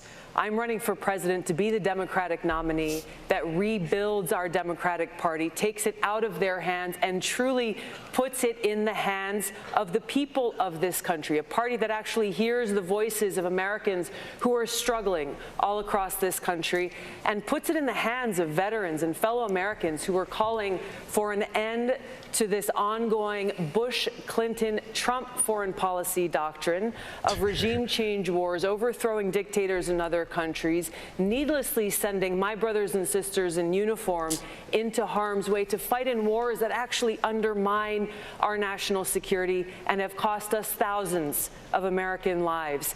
These are wars that have cost us as American taxpayers trillions of dollars since 9/11 alone, dollars that have come out of our pockets, out of our hospitals, out of our schools, out of our infrastructure needs. As president, I will end this foreign policy, end these regime change wars, work to end this new Cold War and arms race. Yeah, right. And instead invest our hard-earned taxpayer dollars actually into serving the needs of the American people. Thank you, Congresswoman. Right here at home. Senator Harris, any response? Oh, sure. Not ready? Come on, tighten up. I think that it's unfortunate that we have someone on the stage who is attempting to be the Democratic nominee for President of the United States, who during the Obama administration spent 4 years full-time on Fox News criticizing President Obama. That's who ridiculous, has spent full-time, That's who has spent full-time criticizing people on this stage as affiliated with the Democratic Party. When Donald Trump was elected, not even sworn in, buddied up to Steve Bannon to get a meeting with Donald Trump in the Trump Tower, fails to call a war criminal by what he is as a war criminal, and then spends full time during the course of this campaign, again, criticizing the Democratic Party. What we need on the stage in November is someone who has the ability to win. And by that, we need someone on that stage who has the ability to go toe-to-toe with Donald Trump, and someone who has the ability to rebuild the Obama coalition and bring the party and the nation together. I believe I am that candidate. No, it ain't you. Congresswoman Gabbard, I'll give you a chance to respond. What Senator Harris is doing is unfortunately continuing to traffic in lies and smears and innuendos because she cannot challenge the substance of the argument that I'm making, the leadership and the change that I'm seeking to bring in our foreign policy, which only makes me guess that she will, as president, continue the status quo, continue the Bush-Clinton-Trump foreign policy of regime change wars, which is deeply destructive. This is personal to me because I served in Iraq. I left my seat in the state legislature in Hawaii, volunteered to deploy to Iraq, where I served in a medical unit where every single day I saw the terribly high human cost of war. I take very seriously the responsibility that the president has to serve as commander-in-chief, to lead our armed forces, and to make sure always, no, I'm not going to put party interests first. I will put the interests of the American people above all else. Congresswoman. I want to briefly give Senator Harris a final second. Little cat fight. I like it. I believe that what our nation needs right now is a nominee who can speak to all people. I spent my entire career standing mostly in a courtroom speaking 5 words, Kamala Harris for the people. And it was about all the people, regardless of their race, regardless of their gender, regardless of where they live geographically, regardless of the party with which they're registered to vote or the language their grandmother speaks. We need someone on this debate stage in November who has the ability to unify the country and to win the election. And I believe, again, I am that candidate. Thank you, Senator. Thank you. Mr. Steyer, you have denounced the special interests that pour hundreds of millions of dollars into the political process to influence it. But in fact, you have spent over $300 million of your own money in support of your political goals. How do you respond to critics who see you as the embodiment of a special interest? What I've done over the last decade is to put together coalitions of ordinary American citizens to take on unchecked corporate power. We have a broken government in Washington, D.C. It's been purchased by corporations. Over the last decade, with the help of the American people, we have taken on and beaten the oil companies. We have taken on and beaten the tobacco companies. We have taken on and beaten utilities. We've taken on and beaten the drug companies. I've also built one of the largest grassroots organizations in the United States. Last year, Next Gen America did the largest youth voter mobilization in American history. I also, in partnership with 7 national unions, knocked on 15 million doors in 2016 and 10 million in 2018. What I've done is to try to push power down to the American people, to take power away from the corporations who've bought our government. And I'm talking now about structural reform in Washington, D.C. Term limits. If you want bold change in the United States, you're going to have new and different people in charge. I'm the only person on this stage who will talk about term limits. Vice President Biden won't, Senator Sanders won't, even Mayor Pete Buttigieg will not talk about term limits Tom and Steyer, structural change. a billionaire. I would let the American people pass laws themselves through direct democracy. It's time to push the power back to the people and away from D.C. Mr. Steyer, thank you. Senator Klobuchar, a brief response. Well, I'm someone that doesn't come from money, and I appreciate the work of Mr. Steyer. But right now, we have a system that's not fair, and it's not just fair for money. And so what I would do is start a constitutional amendment and pass it to overturn Citizens United. That's what we should do so that we stop this dark money and outside money from coming into our politics. I have led the way on voting. And I can tell you right now, one solution that would make a huge difference in this state would be allow every kid in the country to register to vote when they turn 18. If we had a system like this, and we did something about gerrymandering, and we stopped the voting purges, and we did something significant about making sure we don't have money in politics from the outside, Stacey Abrams would be governor of this state right now. Man, please. That's what should have happened. She was terrible. While I appreciate his work, I am someone that doesn't come from money. I see my husband out there. My first Senate race, I literally called everyone I knew, and I set what is still an all-time Senate record. I raised $17,000 from ex-boyfriends. And I'd like to point out, it is Yikes. Yikes. I don't just think this with my head. I feel it in my heart. Thank you so How many much, ex-boyfriends was that? Yang. I want to bring you in, Mr. Yang. Yikes. Ew. Mr. Yang, you've made a virtue of your outsider status. You've never served in the military or in government. What has prepared you to respond to a terrorist attack or a major disaster? Well, first, I just want to stick up for Tom. We have a broken campaign finance system, but Tom's been spending his own money fighting climate change. And you can't knock someone for having money and spending it in the right way, in my opinion. Thanks, Andrew. No problem. As Commander-in-Chief, I think we need to be focused on the real threats of the 21st century. And what are those threats? Climate change, artificial intelligence, loose nuclear material, military drones, and non-state actors. And if you look up, we're in the process of potentially losing the AI arms race to China right now because they have more access to more data than we do, and their government is putting billions of dollars to work subsidizing the development of AI in a way that we are not. We are 24 years behind on technology, and I can say that with authority because we got rid of the Office of Technology Assessment in 1995. Think about that timing. I guess they thought they'd invented everything. The next Commander-in-Chief has to be focused on the true threats of tomorrow, and that's what I will bring to the table as Commander-in-Chief. Thank you, Mr. Yang. Andrea? Mayor Buttigieg, let's talk about your record as a candidate. You were elected mayor in a Democratic city, receiving just under 11,000 votes. And in your only statewide race, you lost by 25 points. Why should Democrats take the risk of betting on you? Because I have the right experience to take on Donald Trump. I get that it's not traditional establishment Washington experience, but I would argue we need something very different right now. In order to defeat this president, we need somebody who can go toe-to-toe, who actually comes from the kinds of communities that he's been appealing to. I don't talk a big game about helping the working class while helicoptering between golf courses with my name on them. I don't even golf. As a matter of fact, I never thought I'd be on a Forbes magazine list, but they did one of all the candidates by wealth, and I am literally the least wealthy person on this stage.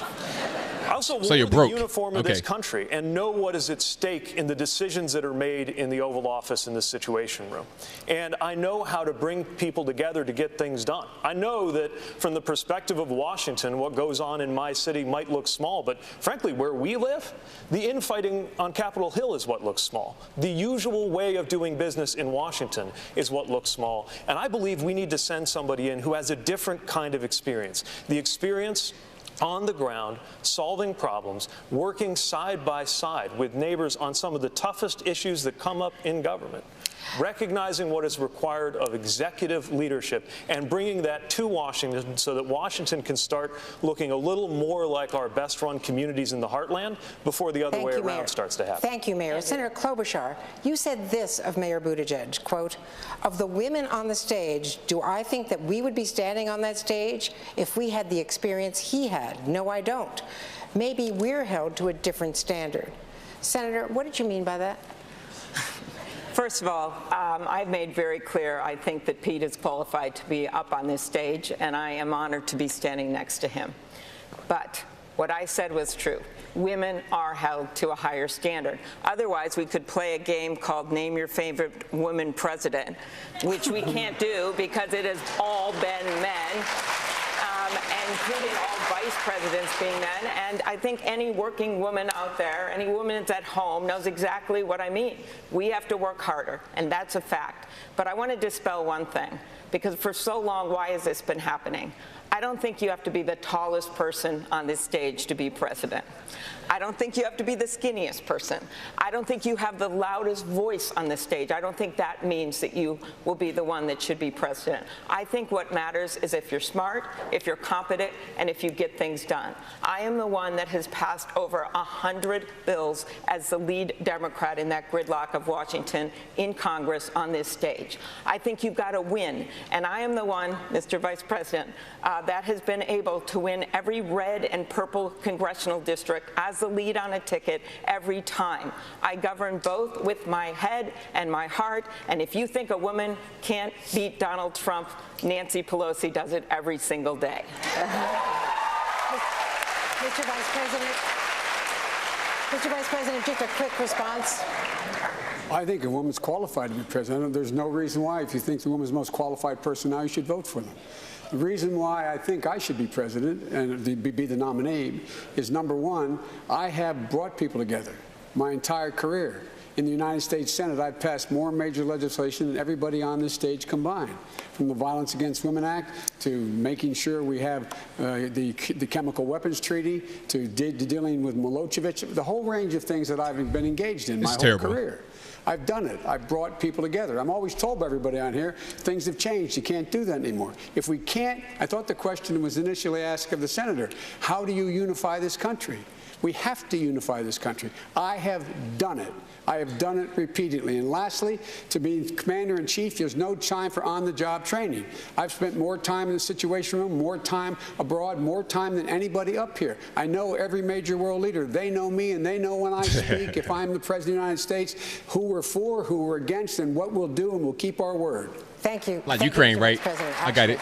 Senator Booker, one of the defining characteristics of the Trump presidency is that the American people hear from him directly all the time about everything, on Twitter and just about everywhere else. Setting aside your views of his tone, is that unfiltered communication something you, as president, would continue? Is this one of the norms broken by President Trump that needed to change? Who is that? So look, this president has broken norms, as you've said. He used his platforms to demean, degrade, and divide this country in ways that are repugnant and appalling. But the next president, whoever they are, is going to have to be someone who can heal and bring this nation together, this whole nation.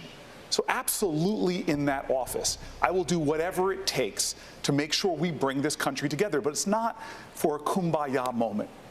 We are a nation that achieves great things when we stand together and work together and fight together. So absolutely.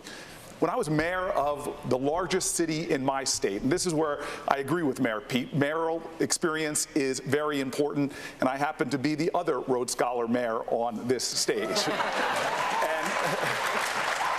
And what I learned there is that you have to be an executive that can heal.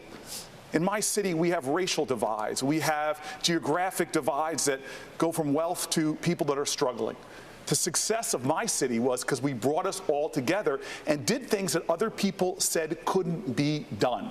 When I am president of the United States, my campaign from the very beginning has not changed. My charge is to see a nation right now which has so much common pain, to channel that back into a sense of common purpose, and I will do whatever it takes, bringing creativity to that office like has never been seen before. Thank you, Senator. Rachel? Chants of lock her up are still heard at President Trump's rallies today. Now, some opponents of the president are turning the same slogan against him. They've chanted lock him up at a recent World Series game in Washington and at a Veterans Day event in New York. And Senator Sanders at least 2 of your campaign events recently. Senator, should Democrats discourage this, or are you okay with it? Well, I think the people of this country are catching on to the degree that this president thinks he is above the law. And what the American people are saying, nobody is above the law. And I think what the American people are also saying is, in fact, that if this president did break the law, he should be prosecuted like any other individual who breaks the law. But at the end of the day, what we need to do is to bring our people together, not just in opposition to Trump. The initial question, I think, that you wrote, that somebody raised here, was that we are a divided nation. You know what? I kind of reject that. I think when you talk about the pain of working families in this country, majority of the American people want to raise the minimum wage to a living wage.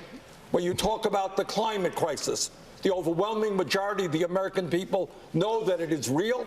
They know we have to take on the fossil fuel industry. They know we have to transform our energy system away from fossil fuel to energy efficiency and sustainable energy. Even on issues like guns, the American people are coming together to end the horrific level of gun violence. So I believe, we got to deal with Trump, but we also have to have an agenda that brings our people together so that the wealth and income doesn't just go to the people on top, but to all of us. Vice President Biden, let me ask you to pick up on the issue that Senator Sanders just raised about no one being above the law.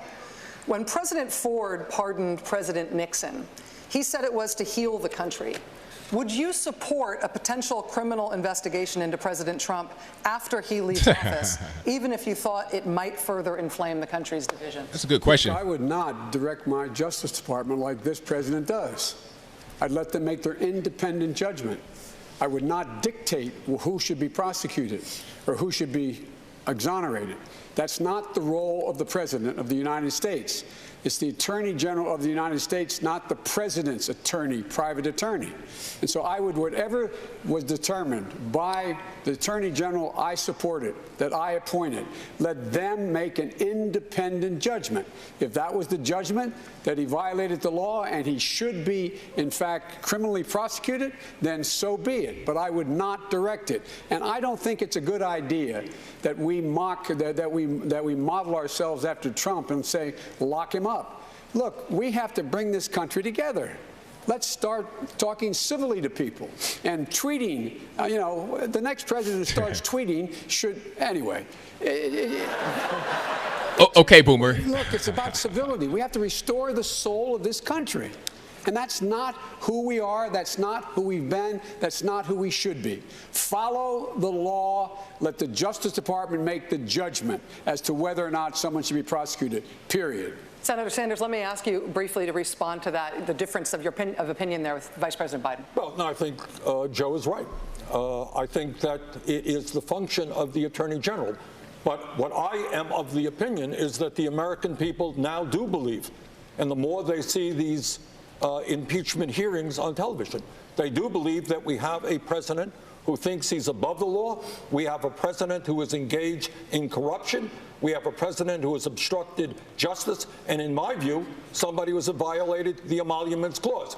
I think Joe is right. That is the function of an independent Department of Justice. But my inclination is that the American people do believe that this president is in violation of the law. Can I respond very quickly? Briefly, distinction. Should he be impeached and should he be thrown out of office? That's one question. He's very close to impeach. He's indicted himself. Number two, after he's thrown out of office or after he's defeated, should he be then prosecuted? Should he be prosecuted for a criminal offense while he was president? That's a judgment to be made by an attorney general. Mr. Vice President, thank you. Ashley. We now focus on an issue facing many Americans, childcare and paid family leave. Here in Georgia, the average price of infant daycare can be as much as $8,500 per child per year. That's more than in-state tuition at a 4-year public college in Georgia. Mr. Yang, what would you do as president to ease that financial burden? There are only 2 countries in the world that don't have paid family leave for new moms, the United States of America and Papua New Guinea. That is the entire list, and we need to get off this list as soon as possible. Is that true? I don't know. I would pass paid family leave as one of the first things we do. I have 2 kids myself who are 4 and 7, one of whom is autistic and has special needs, and it's breaking families' backs. We need to start supporting our kids and families from the beginning, because by the time they're showing up to pre-K and kindergarten, in many cases they're already years behind. Studies have shown that 2/3 of our kids' educational outcomes are determined by what's happening to them at home. This is stress levels, number of words read to them as children, type of neighborhood, whether a parent has time to spend with them. So we need to have a freedom dividend in place from day one, $1,000 a month for every American adult, which would put, in many cases, $2,000 a month into families' pockets so that they can either pay for childcare or, if they want, stay home with the child. We should not be pushing everyone to leave the home and go to the workforce. Many parents see that trade-off and say if they leave the home and work, they're going to be spending all the money on childcare anyway. In many cases, it would be better if the parent stays home with the child. Thank you, Mr. Yang. Sticking with this topic, no parent in the United States is federally guaranteed a single day of paid leave when they have a new baby. A number of you on stage tonight have plans to address this. Senator Harris, you're one of the candidates proposing legislation to guarantee up to 6 months of paid family leave. And Senator Klobuchar, you're one of the candidates proposing up to 3 months. I want to hear from both of you on this, starting with you, Senator Klobuchar. Why 3 months? I looked at this economically, and I want to make sure that we help people because, as just pointed out, we are way behind the curve our country is when it comes to providing paid family leave and child care. We must do this, and we will do this if we have the right person heading up the ticket so we can win big. But what I have done with all of my plans is I have showed how I'm going to pay for them meticulously. I think that is really, really important when we have a president in the White House right now who have told over 10,000 lies. So when you look at my website at amyklobuchar.com, you will see my plans, and you're also going to see how I'm going to pay for it.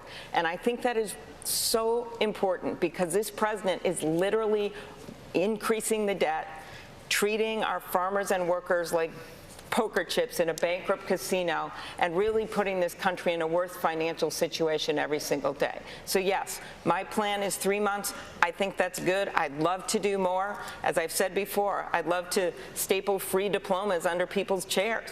I just am not going to go for things, and this is not, I'm not talking about Senator Harris's plan here, but I'm talking about some of the other ideas that have been out here. I am not going to go for things just because they sound good on a bumper sticker and then throw in a free car.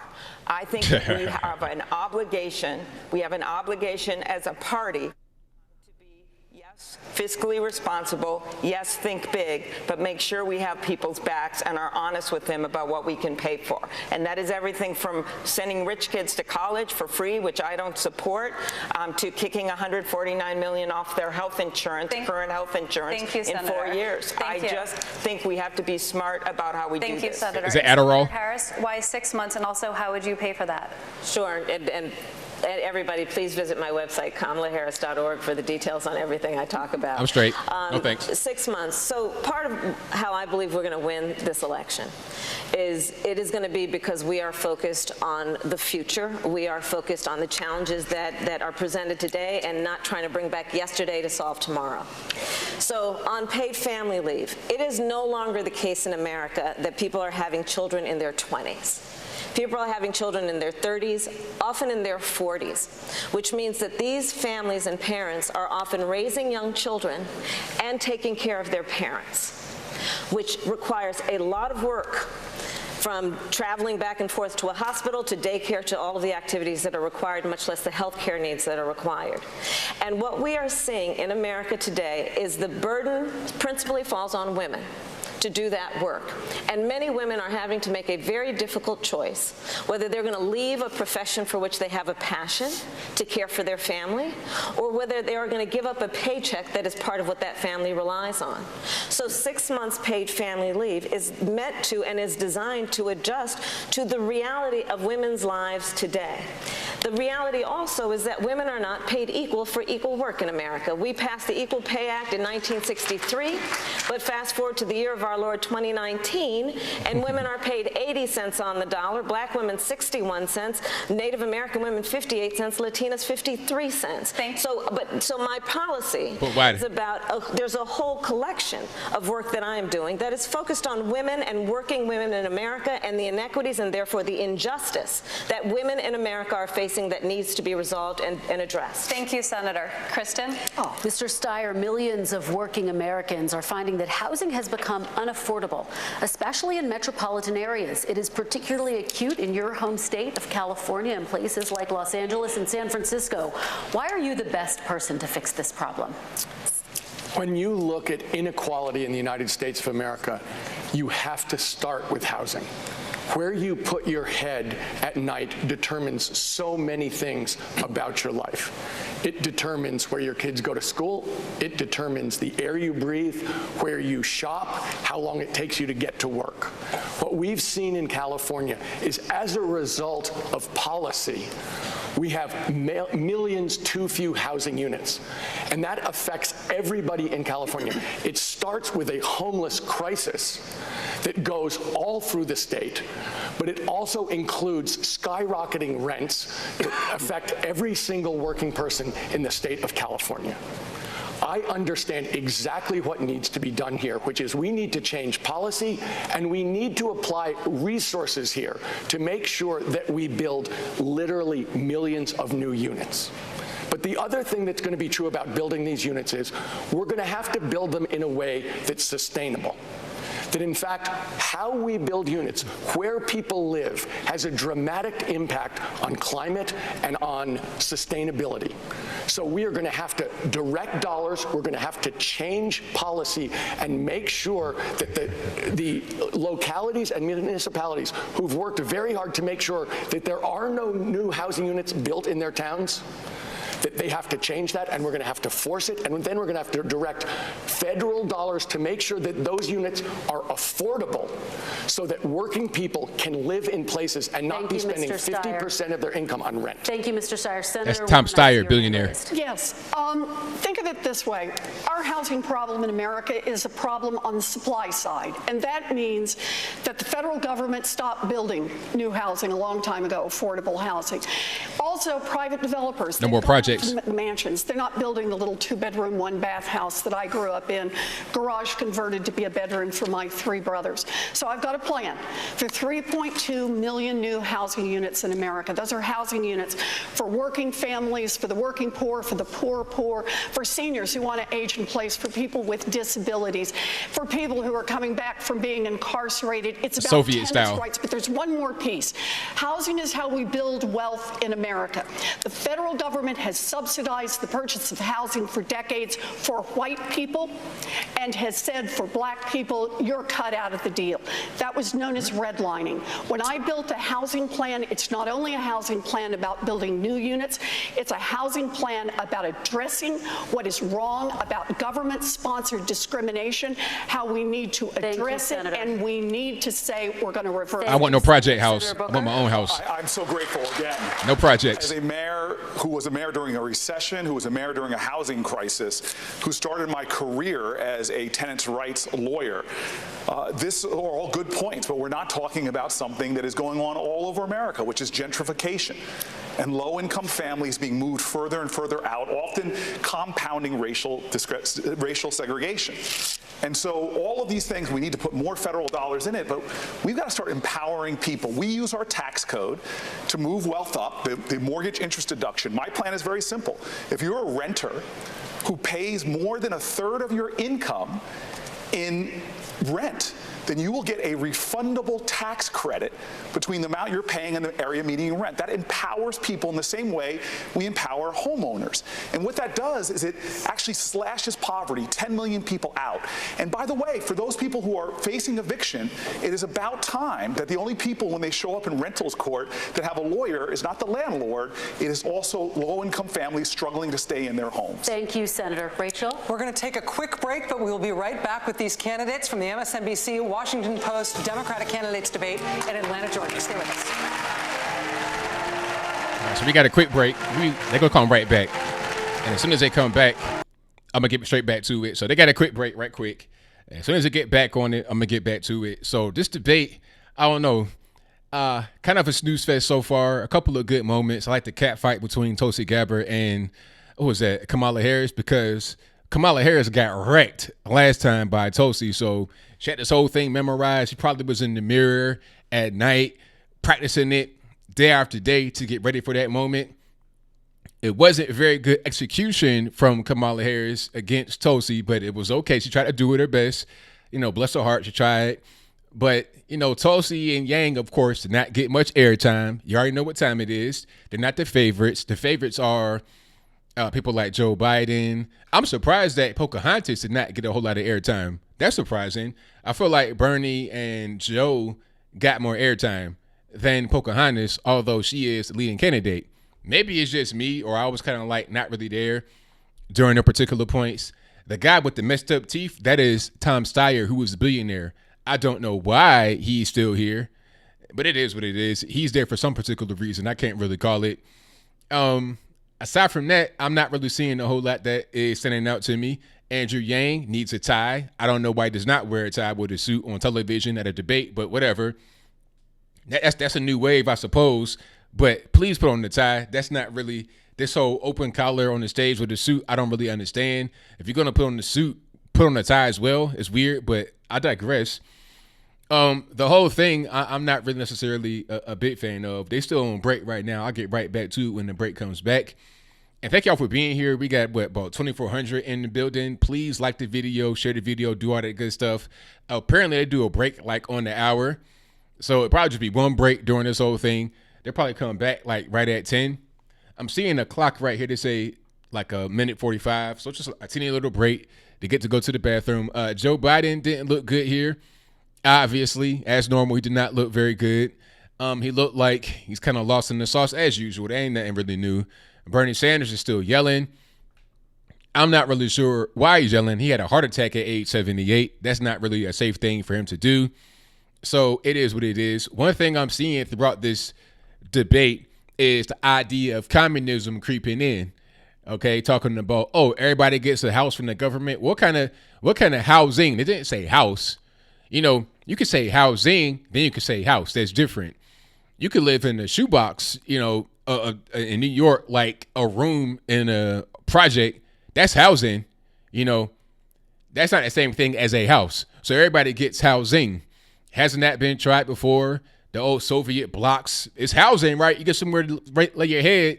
But what it turns into is just the same thing as projects. Somewhere where you don't want to live.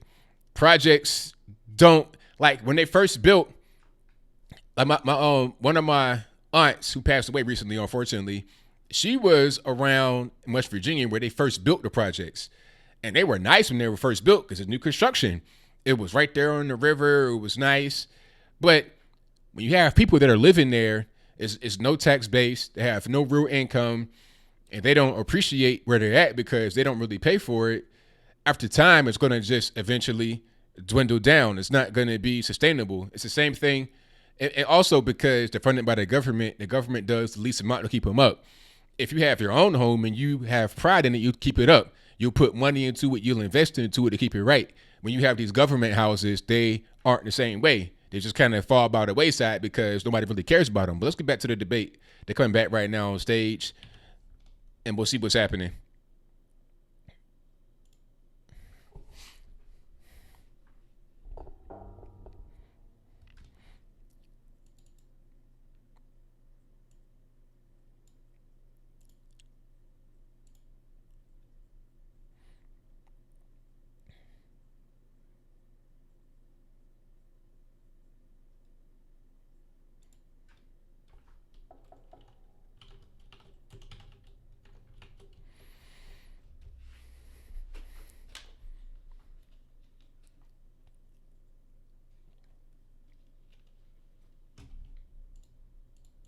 I will support farmers, but not long ago, I was in Boone, Iowa. A guy came up to me. He said, I got my Trump bailout check, but I would have rather spent that money on conservation. By the way, this isn't even making farmers whole. If you're in soybeans, for example, you're getting killed. And it's not just what this president's done with the trade war. In a lot of parts of the country, the worst thing is these so-called small refinery waivers, which are killing those who are involved in ethanol. Look, I don't think this president cares one bit about farmers. He keeps asking them to take one for the team, but more and more I'm talking to people in rural America who see that they're not going to benefit from business as usual under this president.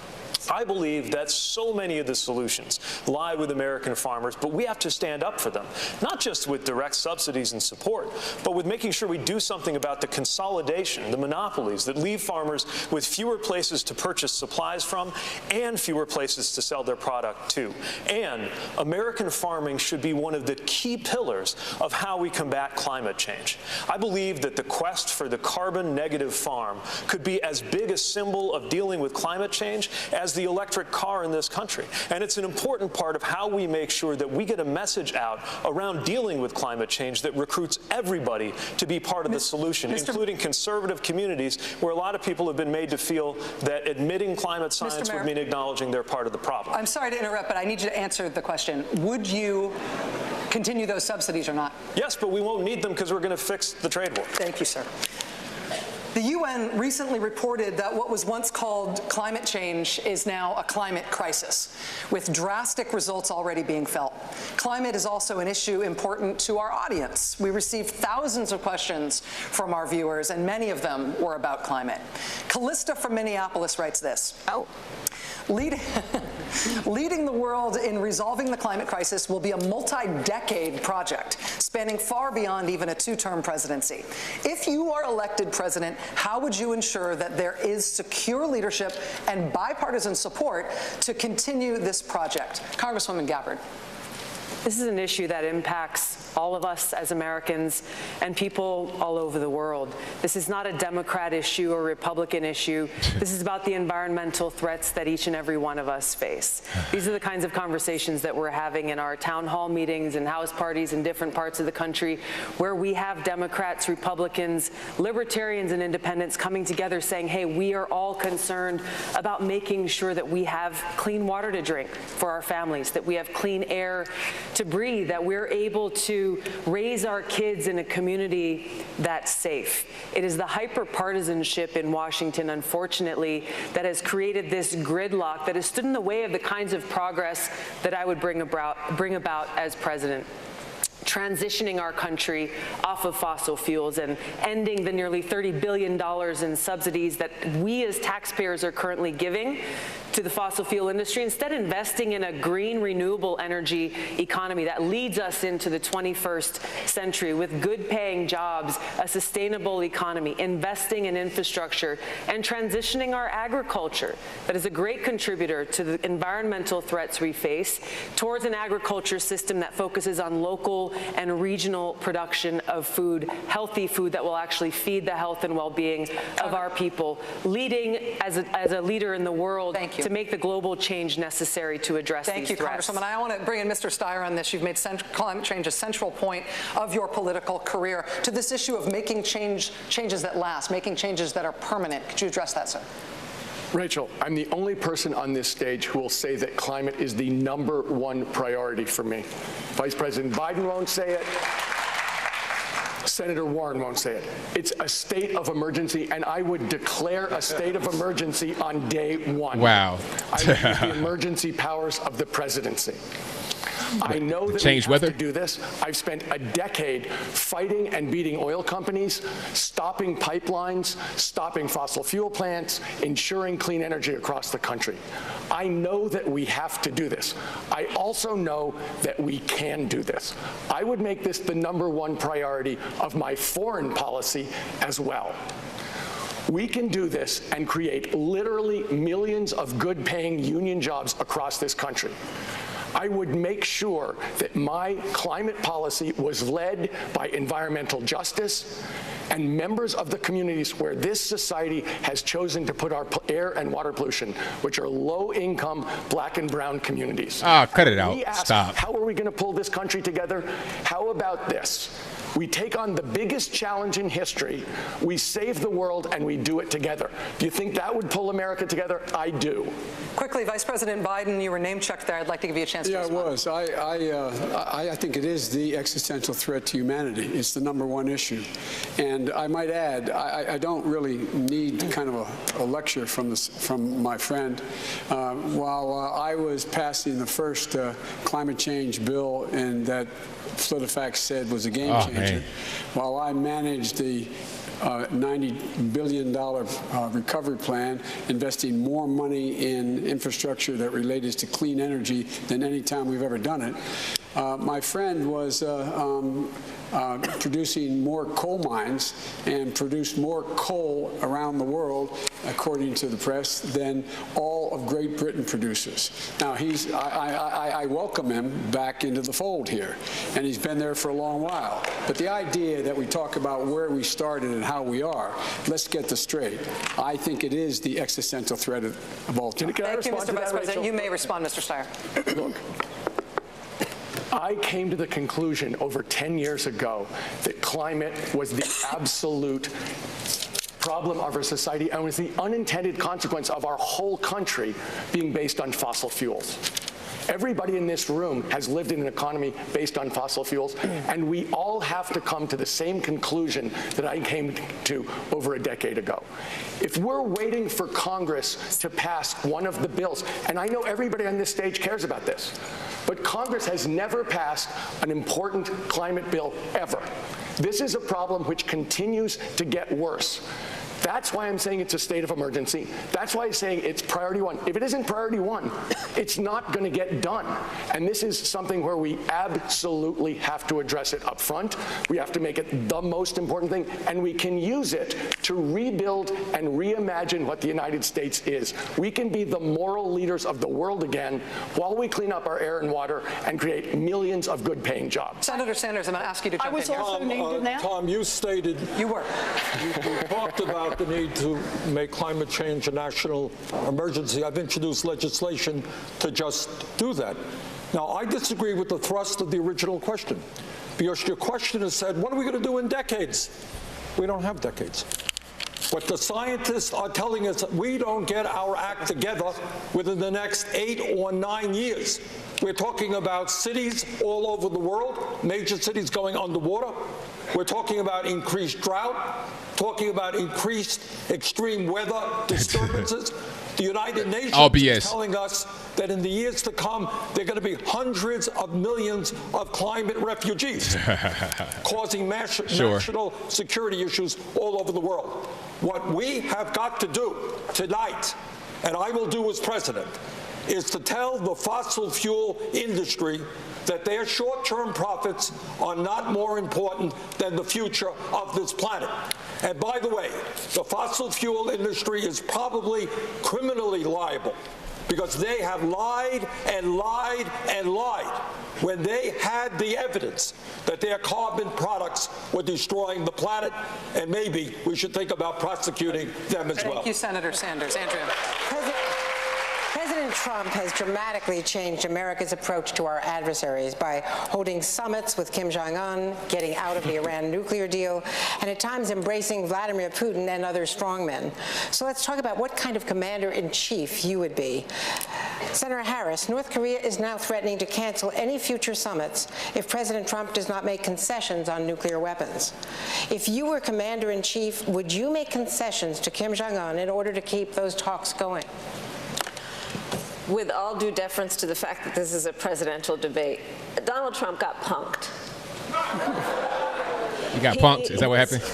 He has conducted foreign policy since day one, born out of a very fragile ego that fails to understand that one of the most important responsibilities of the commander-in-chief is to concern herself with the security of our nation and homeland, and to do it in a way that understands that part of the strength of who we are as a nation, and therefore an extension of our ability to be secure, is not only that we have a vibrant military, but that when we walk in any room around the globe, we are respected because we keep to our word, we are consistent, we speak truth, and we are loyal.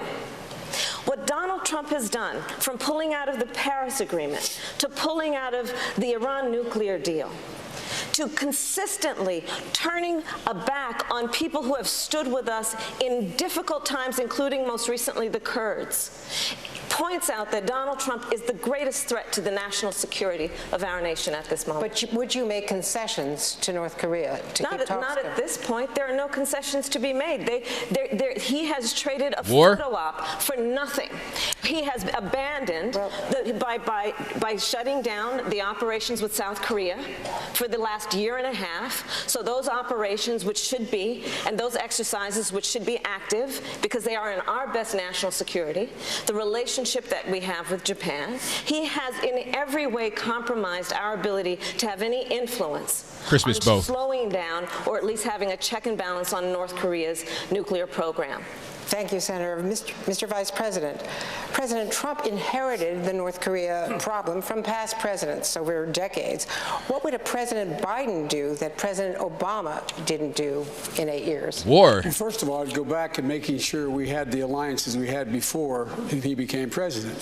He has absolutely ostracized us from South Korea.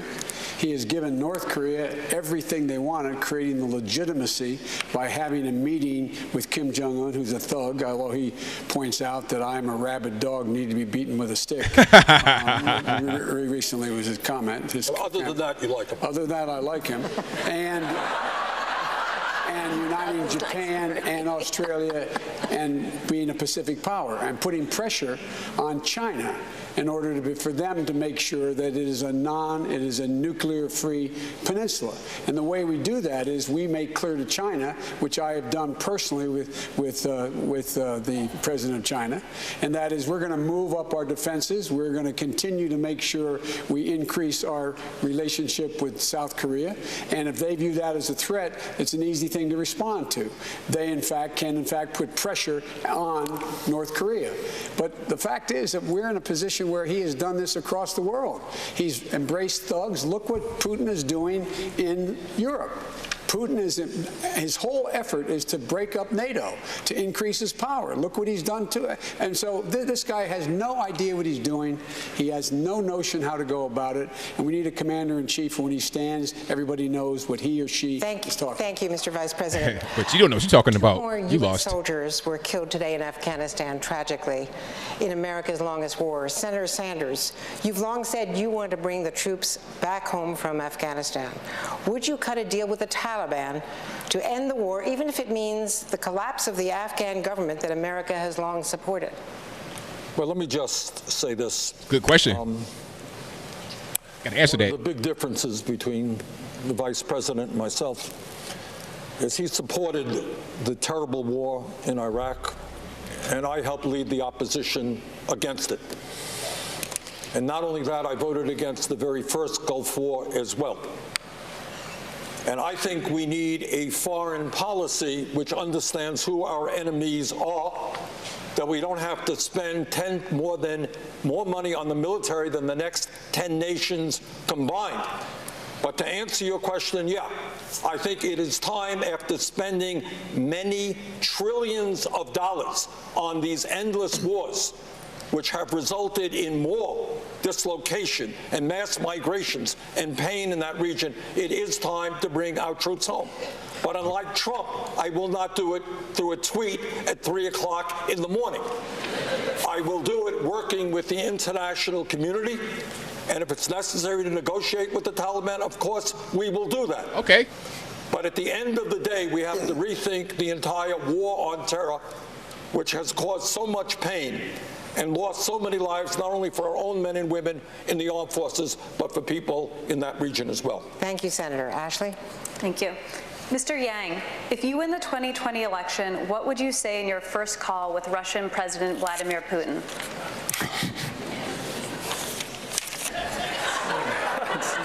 That's a fun one. Well, first I'd say, I'm sorry I beat your guy.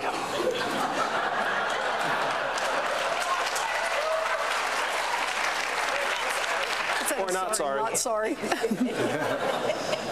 And second, I would say the days of meddling in American elections are over, and we will take any undermining of our democratic processes as an act of hostility and aggression. Oh, you're gonna fight them? The American people would back me on this.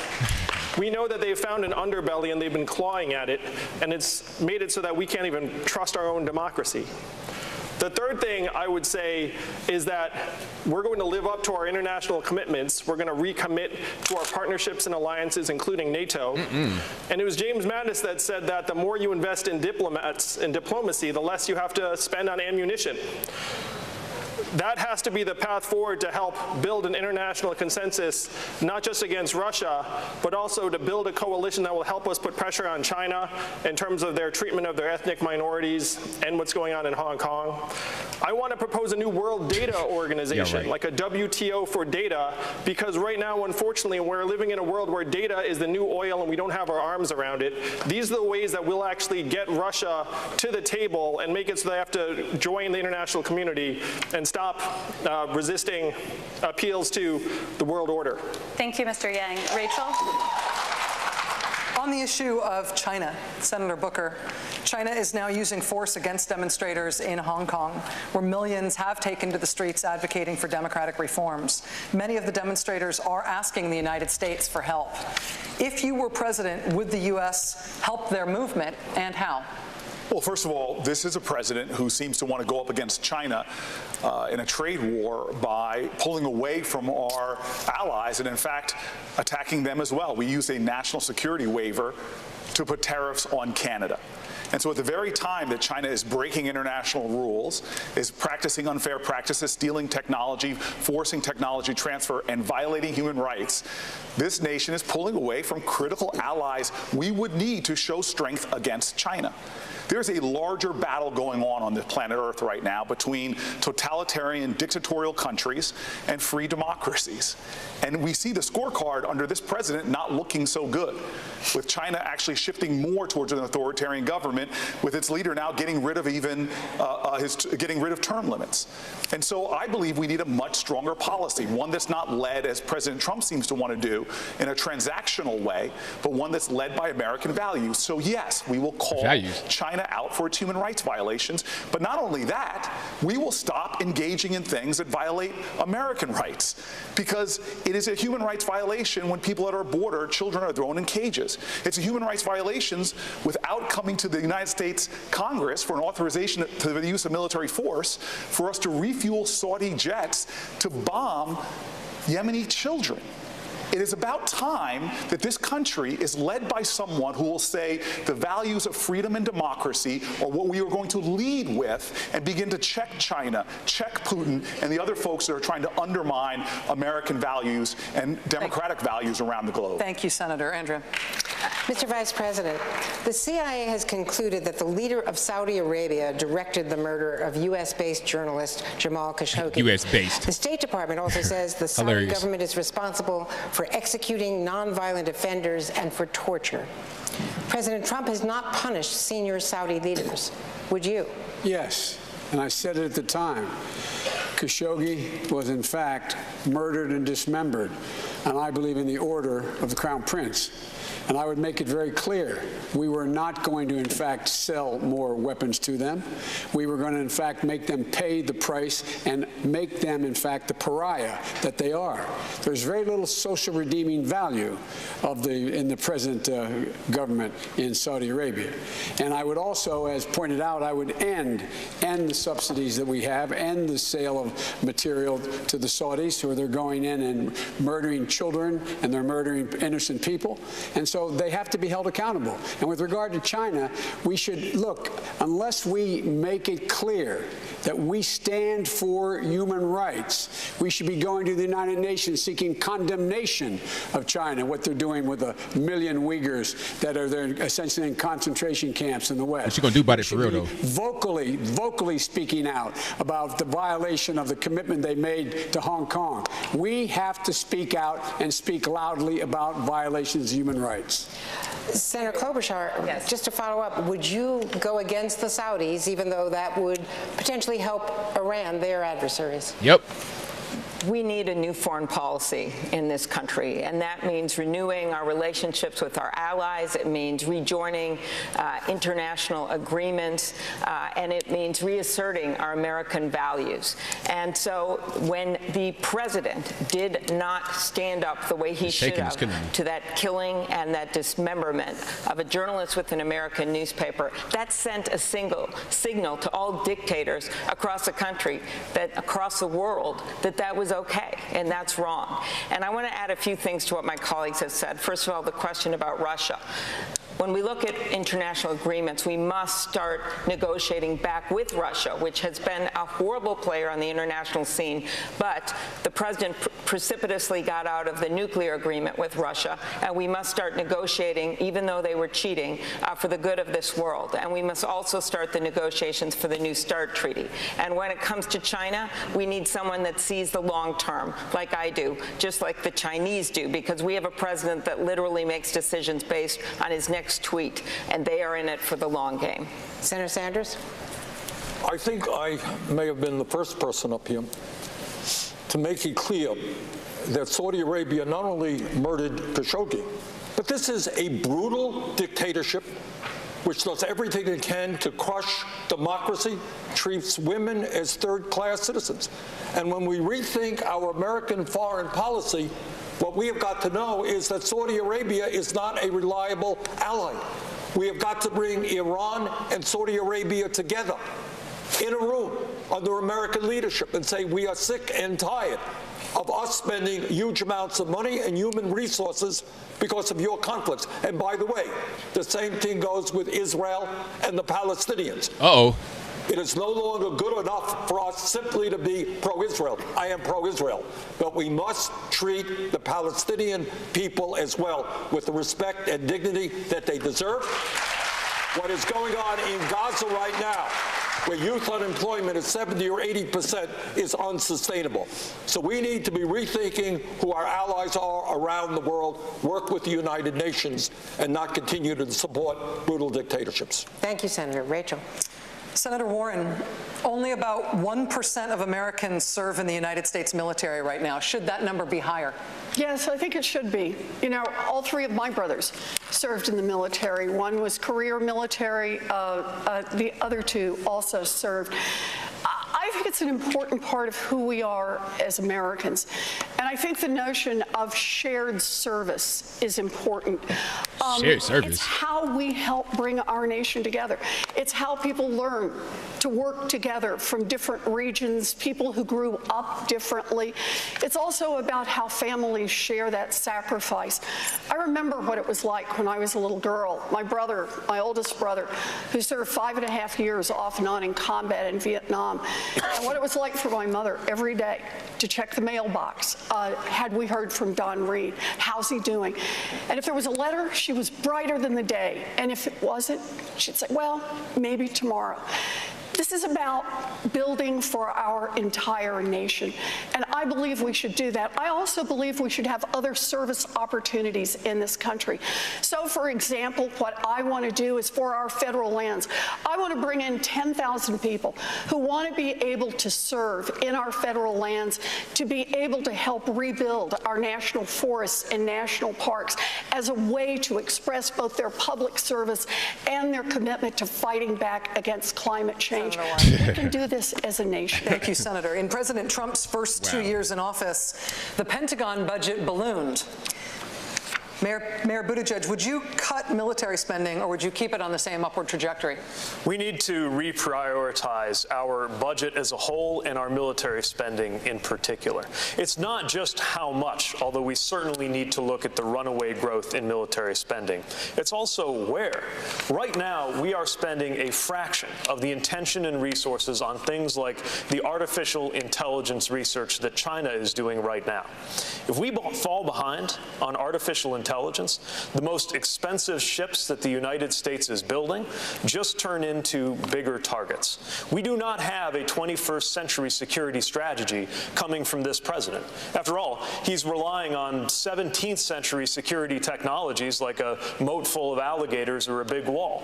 There is no concept of strategic planning for how civilian, diplomatic, and military security work needs to take place for the future. Can I respond? Mayor Buttigieg, thank you. Could I respond on this? Coming up, we will have much more from the candidates. We're going to take a quick little break. Just Okay. Stay with us. Okay, little break. Oops, hold on. Okay, that's interesting. Just going on like another little break. I thought they were only going to do like one break, like they did last time. It was one break right in the center, and then at the end, that'd be it. So we got about 3 minutes until they come back. Yeah, so a whole lot of warmongering going on. It's hilarious how these leftists will quote people like Mad Dog Mattis.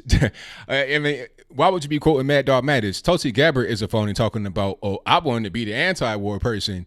But then when Trump pulled troops out of northern Syria, she was just as vocal being against it as everybody else was. So are you really anti-war? I can't really tell. Are you abandoning the Kurds? Hey, man, look, that's whatever they got going on over there, that's their issue they got to deal with. yes, they helped with certain fights because they had a common interest in that fight, not because they just wanted to be our friends. You know, they may fight terrorists because they want to fight terrorists, not because we over there fighting terrorists. They're not our mercenaries. They just may look as that because they're fighting over there with their own common interests as well. So, I mean, if we're not going to be over there, we're not going to be over there, and that's it. And then they're talking about, oh, Jamal Khashoggi. Listen, Jamal Khashoggi was not a U.S. citizen. I saw what they did there. I forget who that lady was talking about U.S.-based. You know, maybe he lived here for a while on a green card or a visa or something, but he was not a U.S. citizen. He's from, I think, Saudi. He'd be over in Turkey. Like, he was living over there in that part of the world, and I don't know why he thought he can go into the consulate in Turkey and not have anything happen to him. I'm not saying it's okay to kill an innocent person, but look, that's their country, okay? Some may say that Americans are wrong for killing people on death row. There may be something that somebody does that over here we say constitutes them being killed, and the same thing over there. So if we don't want anybody over here telling us how we should do our thing with criminal justice, we shouldn't be over there telling them to do the same thing. That's their issue. They got to do with. It's not our prerogative to be over there, because what you really going to do if they're doing a thing that you don't like, but you going to go over there and fight them? And then they're talking about Russia, talking about, oh, we're not going to come to the table. Same thing with North Korea. So if you're not going to come to the table, if you want trying to have any peace, but you want war, Trump wants to be cool with every nation, have relationships with every nation, be on the good side of Vladimir Putin, Kim Jong-un, because you want to have peace all throughout the world. A true politician is not one that's out here trying to make enemies. He's trying to make friends with everybody, so you're able to get things accomplished and you're able to have peace. As simple as that. Now, where there's corruption within the U.S., you got to go after it. If you're dealing with people worldwide and they're not dealing with you in an honest way, there's something different. But your objective is to do with everybody in an honest way. So it's a whole lot of warmongering going on from what I see. And we'll be back in about 40 seconds here in case y'all are wondering. And I will turn the sound back on this time, so I got it muted right now. So, yeah, it is what it is. I'm really just ready to see how they're going to actually implement their plans. But you know what? At the same time, I'm not ready to see that because they won't get into office. Nobody on stage has a chance. I'm kind of scratching my head about how Tom Steyer, the random millionaire, is able to get so much time on stage. It seems pretty weird, but hey, it is what it is. I can't really call what's going on, but it's whatever. Kamala Harris is kind of struggling. Cory Booker kind of struggling. Pocahontas has been kind of quiet, or is it just me? Okay, let's get back into the debate. Then they come back to the stage right about now. Welcome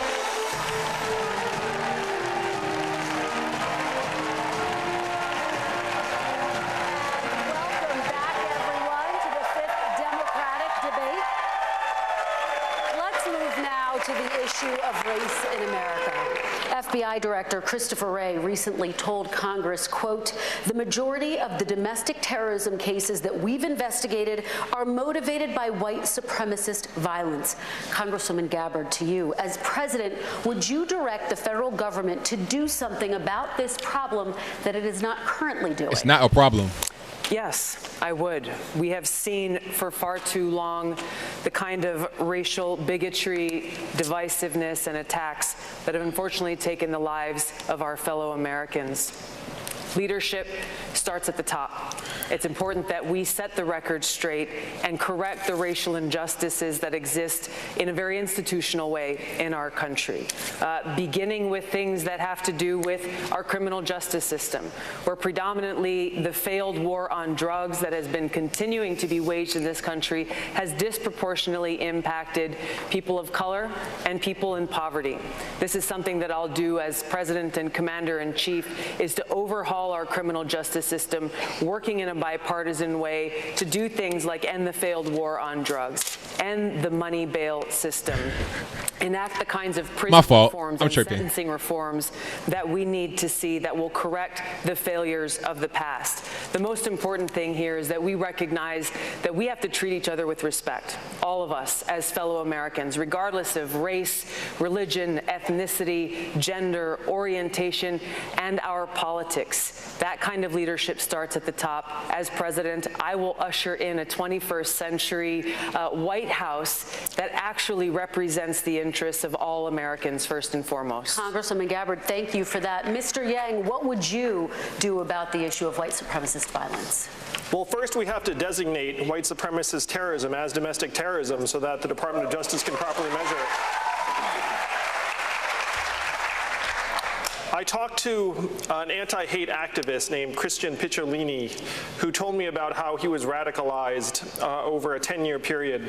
He said he was a lonely 14-year-old and that he was reached out to by a hate group and he wound up joining it for a decade.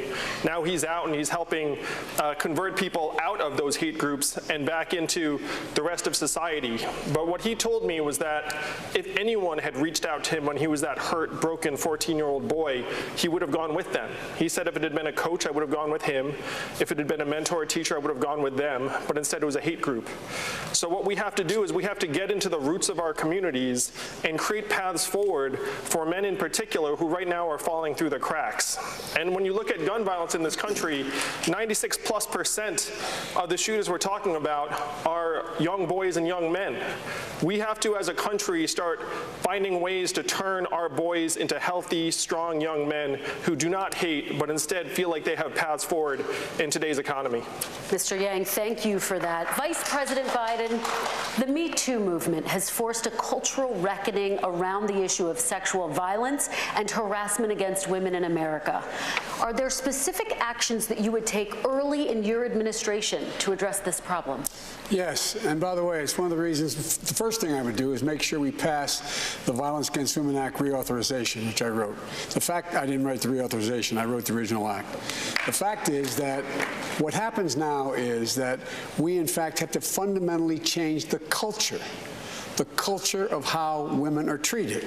That's why, as vice president, when I asked the president I could start the movement on the college campuses to say it's on us. It's everyone's responsibility.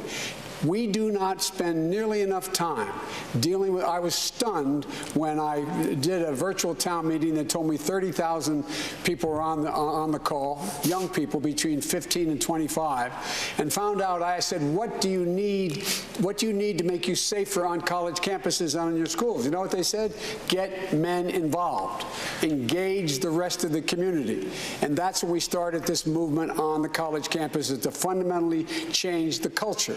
No man has a right to raise a hand to a woman in anger other than in self-defense, and that's rarely ever occurs.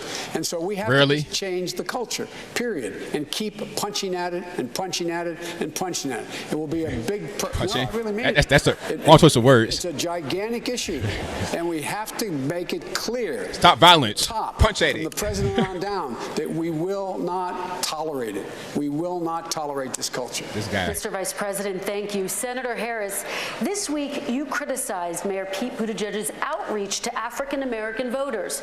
You said, quote, "The Democratic nominee has got to be someone who has the experience of connecting with all of who we are as the diversity of the American people," end quote. What exactly prompted you to say that, Senator Harris? Well, that was asked a question that related to a stock photograph that his campaign published. But listen, I think that it really speaks to a larger issue, and I'll speak to the larger issue. I believe that the mayor has made apologies for that. The larger issue is that for too long, I think, candidates have taken for granted constituencies that have been the backbone of the Democratic Party. and have overlooked those constituencies. And have, they show up when it's, close to election time and show up in a black church and want to get the vote, but just haven't been there before. I mean, like you. There are plenty of people who applauded black women for the success of the 2018 election, applauded black women for the election of a senator from Alabama. But, at some point, folks get tired of just saying, oh, thank me for showing up, and say, well, show up for me. Because when black women are 3 to 4 times more likely to die in connection with childbirth in America, when the sons of black women will die because of gun violence more than any other cause of death, when black women make 61 cents on the dollar as compared to all women who tragically make 80 cents on the dollar, the question has to be, where you been and what are you going to do? And do you understand who the people are?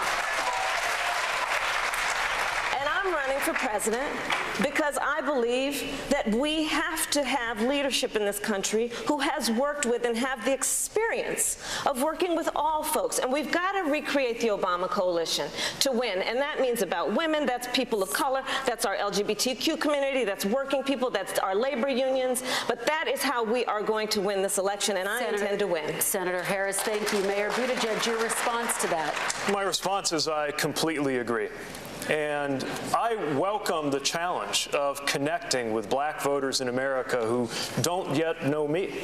And before I share what's in my plans, let me talk about what's in my heart and why this is so important. As mayor of a city that is racially diverse and largely low income, for 8 years I have lived and breathed the successes and struggles of a community where far too many people live with the consequences of racial inequity that has built up over centuries but been compounded by policies and decisions from within living memory. I care about this because my faith teaches me that salvation has to do with how I make myself useful to those who have been excluded, marginalized, and cast aside and oppressed in society. And I care about this because while I do not have the experience of ever having been discriminated against because of the color of my skin, I do have the experience of sometimes feeling like a stranger in my own country, turning on the news and seeing my own rights come up for debate, and seeing my rights expanded by a coalition of people like me and people not at all like me, working side by side, shoulder to shoulder, making it possible for me to be standing here wearing this wedding ring in a way that couldn't have happened 2 elections ago, lets me know just how deep my obligation is to help those whose rights are on the line every day, even if they are nothing like me in their experience. Mayor Buttigieg, thank you very much. Senator Harris, quick response. Look, there's a lot at stake in this election. And I've said it many times, I think justice is on the ballot in 2020. And it's about economic justice. It's about justice for children. It's about justice for our teachers. I could go on down the list. And so the issue really is not what is the fight. The issue has to be how we going to win. And to win, how we gonna win? We have to build a coalition and rebuild the Obama coalition. I keep referring to that because that's the last time we won. And the way that election looked and what that coalition looked like was it was about having a leader who had worked in many communities, knows those communities, and has the ability to bring people together. And everyone is going to have to be judged on their experience and therefore ability to bring folks together around our commonalities, of which I believe there are many. Thank you, Senator. Senator Warren, quickly. So I think it is really important that we actually talk about what we're willing to get in the fight for. And I just want to give one example around this. Senator Harris rightly raised the question of economic justice. Let me give a specific example, and that is student loan debt. Right now in America, African Americans are more likely to borrow money to go to college, borrow more money while they're in college, and have a harder time paying that debt off after they get out. Today in America, a new study came out, 20 years out, whites who borrowed money, 94% of them have paid off their student loan debt. 5% of African Americans have paid it off. I believe that means everyone on this stage should be embracing student loan debt forgiveness. It will help close the black-white wealth gap. Let's do something tangible and real to make change in this country. Senator Warren, thank you. Ashley. Senator Warren, back to you. You've said that the border wall that President Trump has proposed is, quote, a monument to hate and division. Would you ask taxpayers to pay to take down any part of the wall on the nation's southern border? If there are parts of the wall that are not useful in our defense, of course we should do it.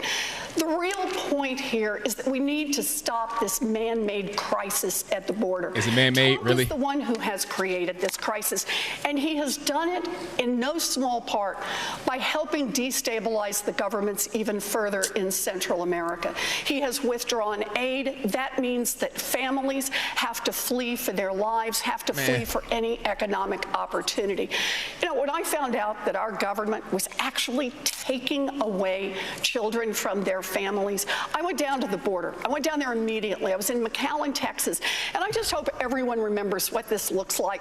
There's like a giant Amazon warehouse filled with cages of women, cages of men, and cages of little girls and little boys. Oh, well. I spoke to a woman who was in the cage of nursing mothers, and she told me she'd given a drink to a police officer, and that the word had come down from the gangs that she was helping the police. She knew what that meant. She wrapped up her baby and she ran for the border. We need to treat the people who come here with dignity and with respect. A great nation does not separate children from their families. We need to live our every day it happens. Hey, don't break the law and it won't happen. How about that? Same thing with American citizens. Thank you, Senator. Senator Booker, a quick response. Look, I want to be quick on this because I'd like to get back to something that wasn't included in is so would we all. Absolutely. If this is not effective, we see people cutting holes in his wall, what he brags about is just wrong. We need to have policies that respect dignity, keep us safe and strong. I wanted to return back to this issue of black voters. I have a lifetime of experience with black voters. I've been one since I was 18. Nobody on this stage should need a focus group to hear from African-American voters. Black voters are pissed off and they're worried. They're pissed off because the only time our issues seem to be really paid attention to by politicians is when people are looking for their vote. And they're worried because the Democratic Party, we don't want to see people miss this opportunity and lose because we are nominating someone that isn't trusted, doesn't have authentic connection. And so that's what's on the ballot, and issues do matter. I have a lot of respect for the vice president. He has sworn me into my office as a hero. This week I hear him literally say that I don't think we should legalize marijuana. I thought you might have been high when you said it. and let me tell you, because marijuana in our country is already legal for privileged people. And the war on drugs has been a war on black and brown people. And so let me just say this. With more African Americans under criminal supervision in America than all the slaves since 18. Oh, God, stop. Not roll up into communities and not talk directly to issues that are going to relate to the liberation of children, because there are people in Congress right now that admit to smoking marijuana, while there are our kids are in jail right now for those drug crimes. People choose to go get locked up. People choose to commit crime. A lot to our community, and if we don't have somebody authentically, we lost the last election. Let me just give you this data example. We lost in Wisconsin because of a massive diminution, a lot of reasons, but there was a massive diminution in the African American vote. We need to have someone that can inspire, as Kamala said, to inspire African Americans to the polls at record numbers. Thank you, Senator Booker. Vice President Biden, he's tripping. Respond to that. You got to go. Very brief. Number one, I think we should decriminalize marijuana, period. And I think anyone who has a record should be let out of jail, their records expunged, it be completely zeroed out. But I do think it makes sense, based on data, that we should study what the long-term effects are for the use of marijuana. That's all it is. Number one, everybody gets out, record expunged. Secondly, I'm part of that Obama coalition. I come out of the black community in terms of my support. If you notice, I have more people supporting me in the black community that have announced for me because they know me. They know who I am. 3 former chairs of the Black Caucus, the only African-American woman that ever been elected to the United States Senate, a whole range of people. No, my point is, that's not true. The other one is here. I said the first. I said the first African-American elected. Come on. First African-American. So my point is that one of the reasons I was picked to be vice president was because of my relationship, long-standing relationship with the black community. I was part of that coalition. Thank you. Krista? And we do have to take another quick break, but wow. we are going to hear much more from the candidates when we come right back here in Atlanta, Georgia. Stay with us. Okay, so another break. Hey, that comment about that comment right there. Hold on, I gotta get to my regular thing here. That comment that he said about there's more black folks in jail today than were in slavery. Like, man, come on, you got to be kidding. Okay, when you commit a crime, you know what you're doing. You're committing the crime with the knowledge that you could get caught and you could get locked up. So I'm not trying to hear this whole thing about, oh, there is more blacks in jail than were in slavery. Anybody trying to hear that? Slavery was involuntary and it was a legal thing. You can be property of another individual. You cannot compare that to incarceration where people voluntarily commit crime. Like, nobody just says, hey, I don't want to commit crime, but I'm going to do it anyway. Unless you had a gun to your head, at that point, you're a victim of a crime, not a criminal. But if you commit a crime on your own, you get locked up, that's your fault. You voluntarily, you might as well just sign up for jail and say, you know what? Today is a good day for me to get locked up. I want to get locked up. So what I'm going to do is I'm going to go out here and rob somebody. Then I'm going to get locked up. And Kamala Harris talking about, black women this, black women that. Kamala Harris ain't black. Kamala Harris has a father that is, at best, half and half black and white. Her mother is straight from the Indian subcontinent, red dye Indian. So I'm not Albert Einstein, okay? I'm not the smartest guy in the world. But if you are 50% black as a father and 100% red dye Indian as a mother, when you combine that, you get 75% red dye Indian and 25% black. I mean, if I'm wrong about that, y'all let me know in the comments below. But since when did 25% black make you black? Now, that's that whole Jim Crow one-drop rule. That was a racist rule to enforce segregation. Oh, you got one drop of black, you can't be in the white people's space. That's what that meant back in the day. Now people are just using that to say, oh, I'm black, I got 25% black. Like, come on, you're not black. Cut it out. I'm not trying to hear it. And then Spartacus lives in some low-income area by his own choice. He doesn't have to, but he's trying to get street cred. This whole thing is crazy. I'm surprised they're not giving Pocahontas a lot of time. They try to give her a little bit of time in that previous thing. They let her go twice back to back. But I feel like she is not saying a lot. Maybe it's just me. She's not saying a whole lot like I thought that she would because she is the current front runner. You would think the current front runner would get more time than what she's getting, but that's not really happening. Kamala Harris, I'm not really a fan of. What does she have on? This whole Christmas bow situation. She has on a whole Christmas ornament as a brooch or whatever, an ascot up under that shirt. It's really a weird combination. It's just strange. And Tom Steyer, I think he just has money and he was able to buy his way onto the stage. Okay, so I don't really know what's going on with that. And they're talking about the wall, saying that it's racist. Oh, the whole thing about if you put kids in cages, that's somehow bad. That's somehow a racist thing. It's like, look, if you come to the border, you try to sneak through illegally, where are you going to go? I mean, you got to get held somewhere or you just get turned right back around. If I catch you trying to cross the border, if I catch you in the country and you're just crossing illegally, I mean, what's going to happen? It's illegal to do that. You get locked up. Okay. And then beyond that, when an American does a thing that is illegal, they get locked up. They can't bring their whole family with them. But let's get back to the actual debate. I'm going to put the sound on and the video on at the same time. And we're going to get her done. There we go. Sound and video.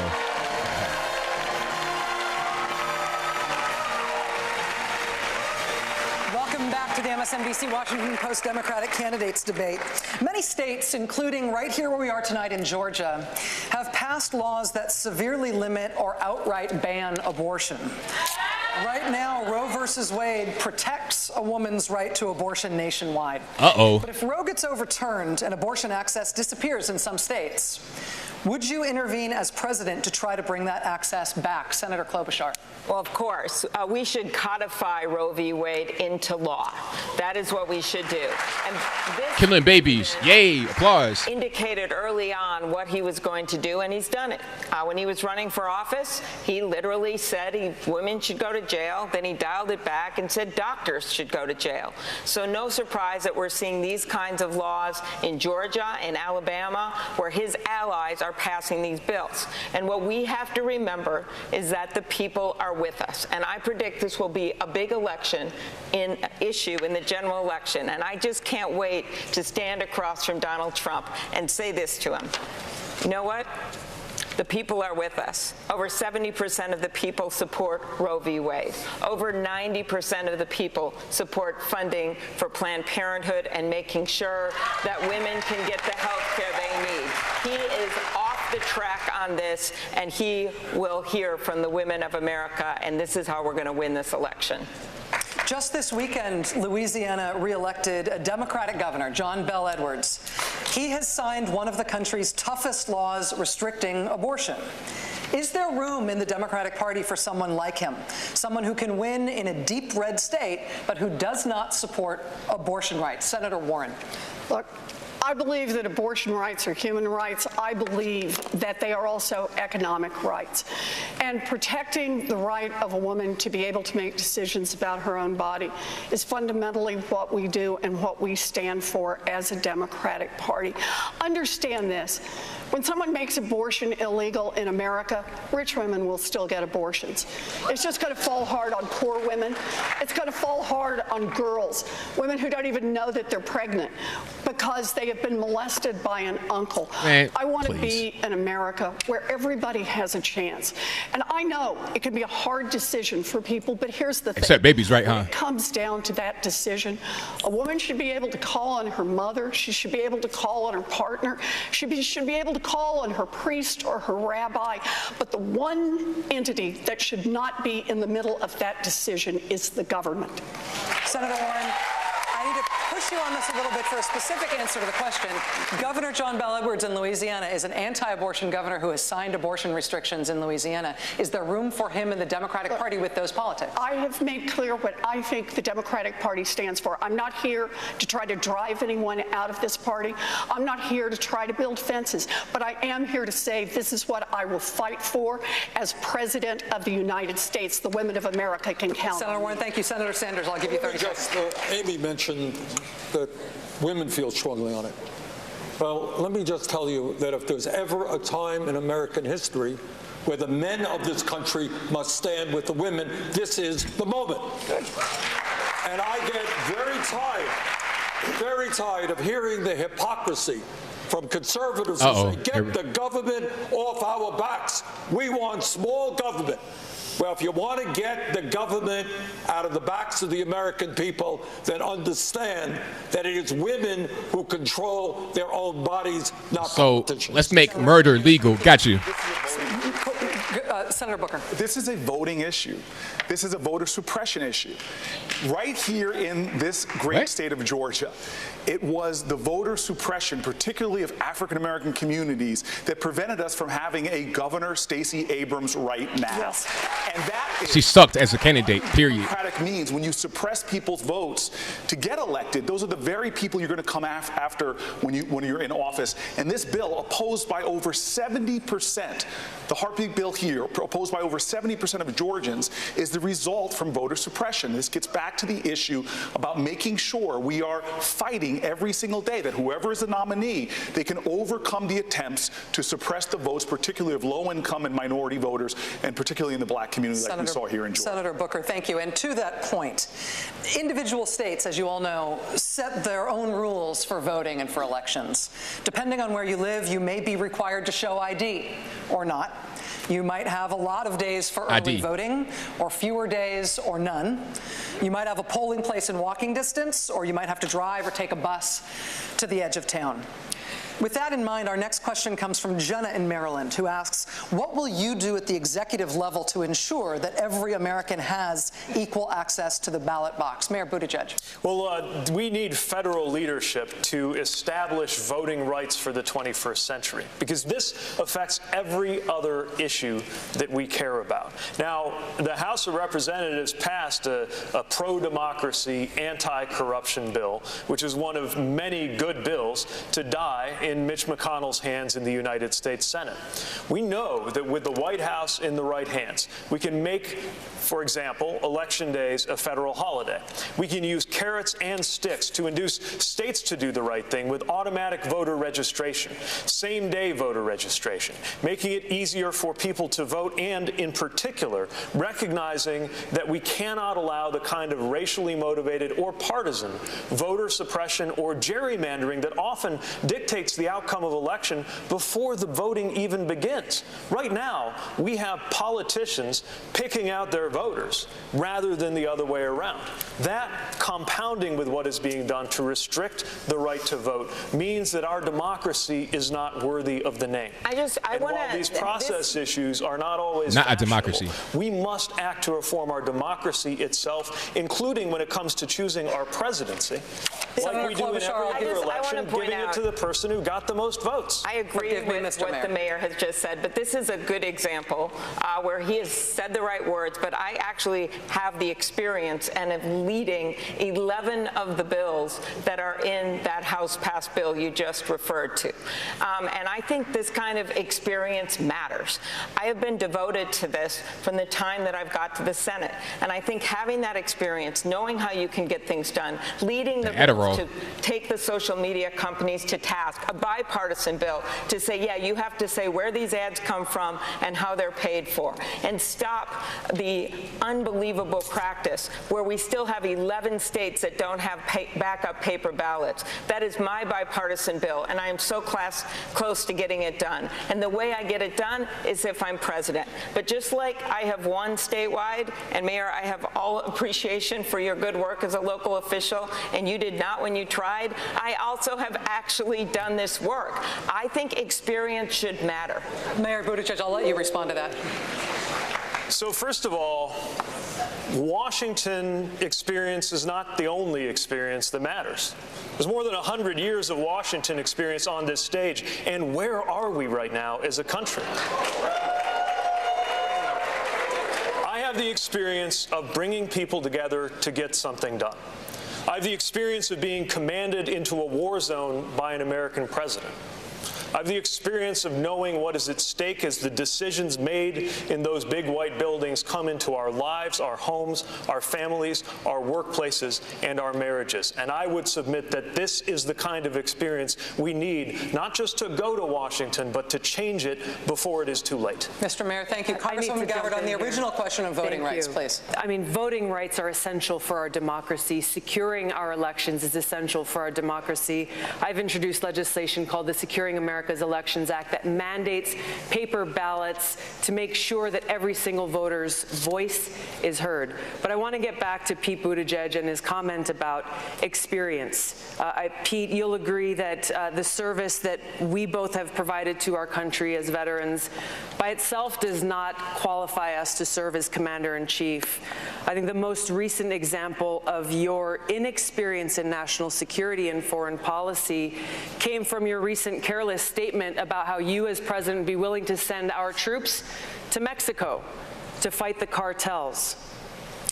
As commander-in-chief, leader of our armed forces, I bring extensive experience serving for 7 years in Congress, on the Foreign Affairs Committee, on the Armed Services Committee, on the Homeland Security Committee, meeting with leaders of countries around the world, working with military commanders of different commands, dealing with high-level national security briefings, understanding what's necessary, the preparation that I've gotten to walk in on day one to serve as commander-in-chief. Congresswoman, thank you. Mr. Mayor, I'll allow you to respond.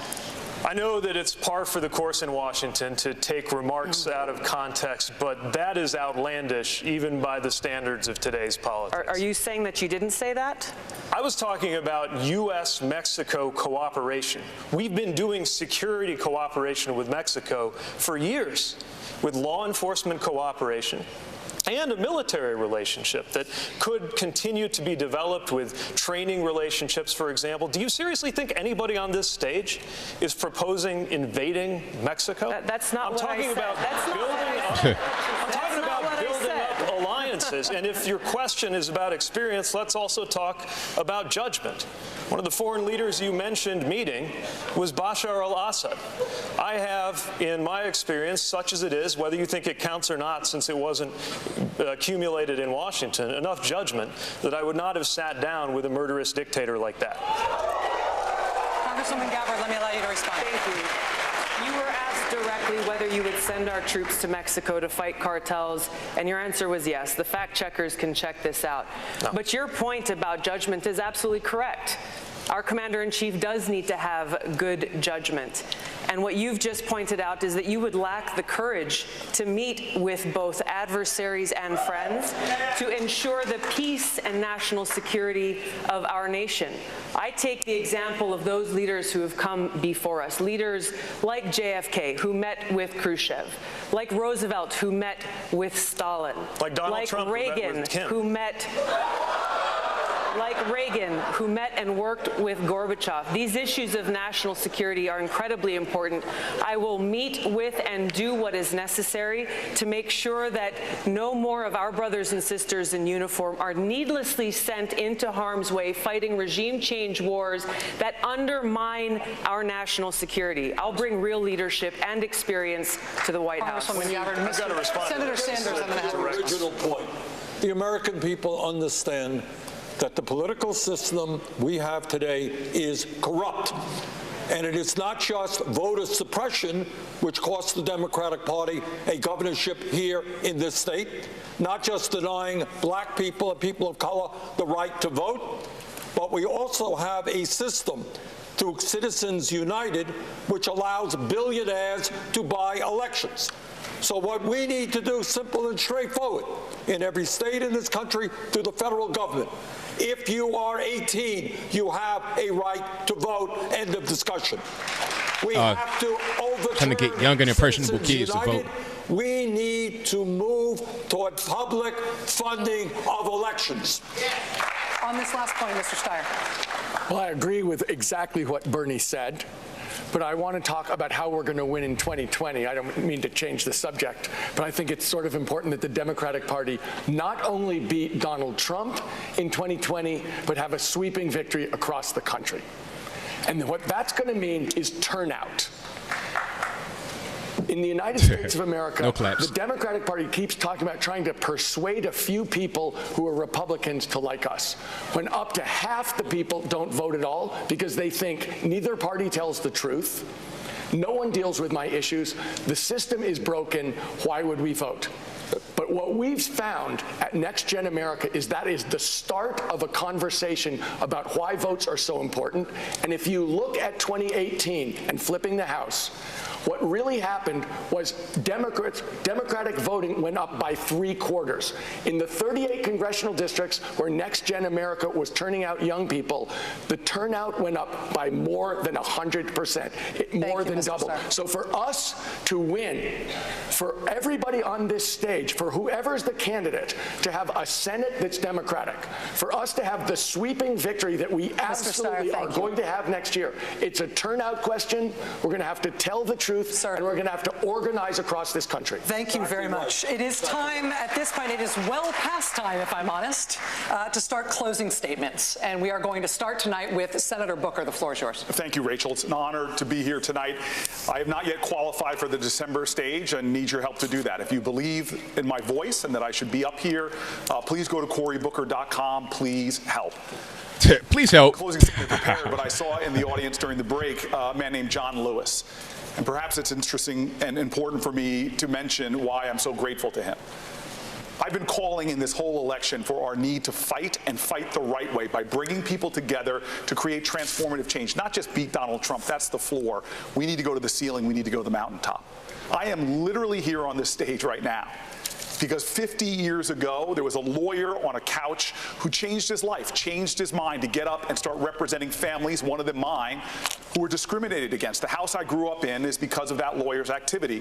When I asked him why he did what he did, he told me that on March 7th, 1965, he was watching a movie called Judgment at Nuremberg on TV, and they interrupted that movie to show a bridge in Alabama called the Edmund Pettus Bridge. And there he saw John Lewis and other marchers who were beaten viciously by Alabama state troopers. We all owe a debt that we cannot repay. We all drink deeply from wells of freedom and liberty that we did not dig. This is the moment in America where we need a leader that can inspire us to get up and fight again. That we have truly a moral moment in America like it was back in 1965. If you give me a chance to lead, I will cause what John Lewis says is good trouble. I will challenge us. I will ask more from you than any other president has ever asked before because we need to mobilize a new American movement.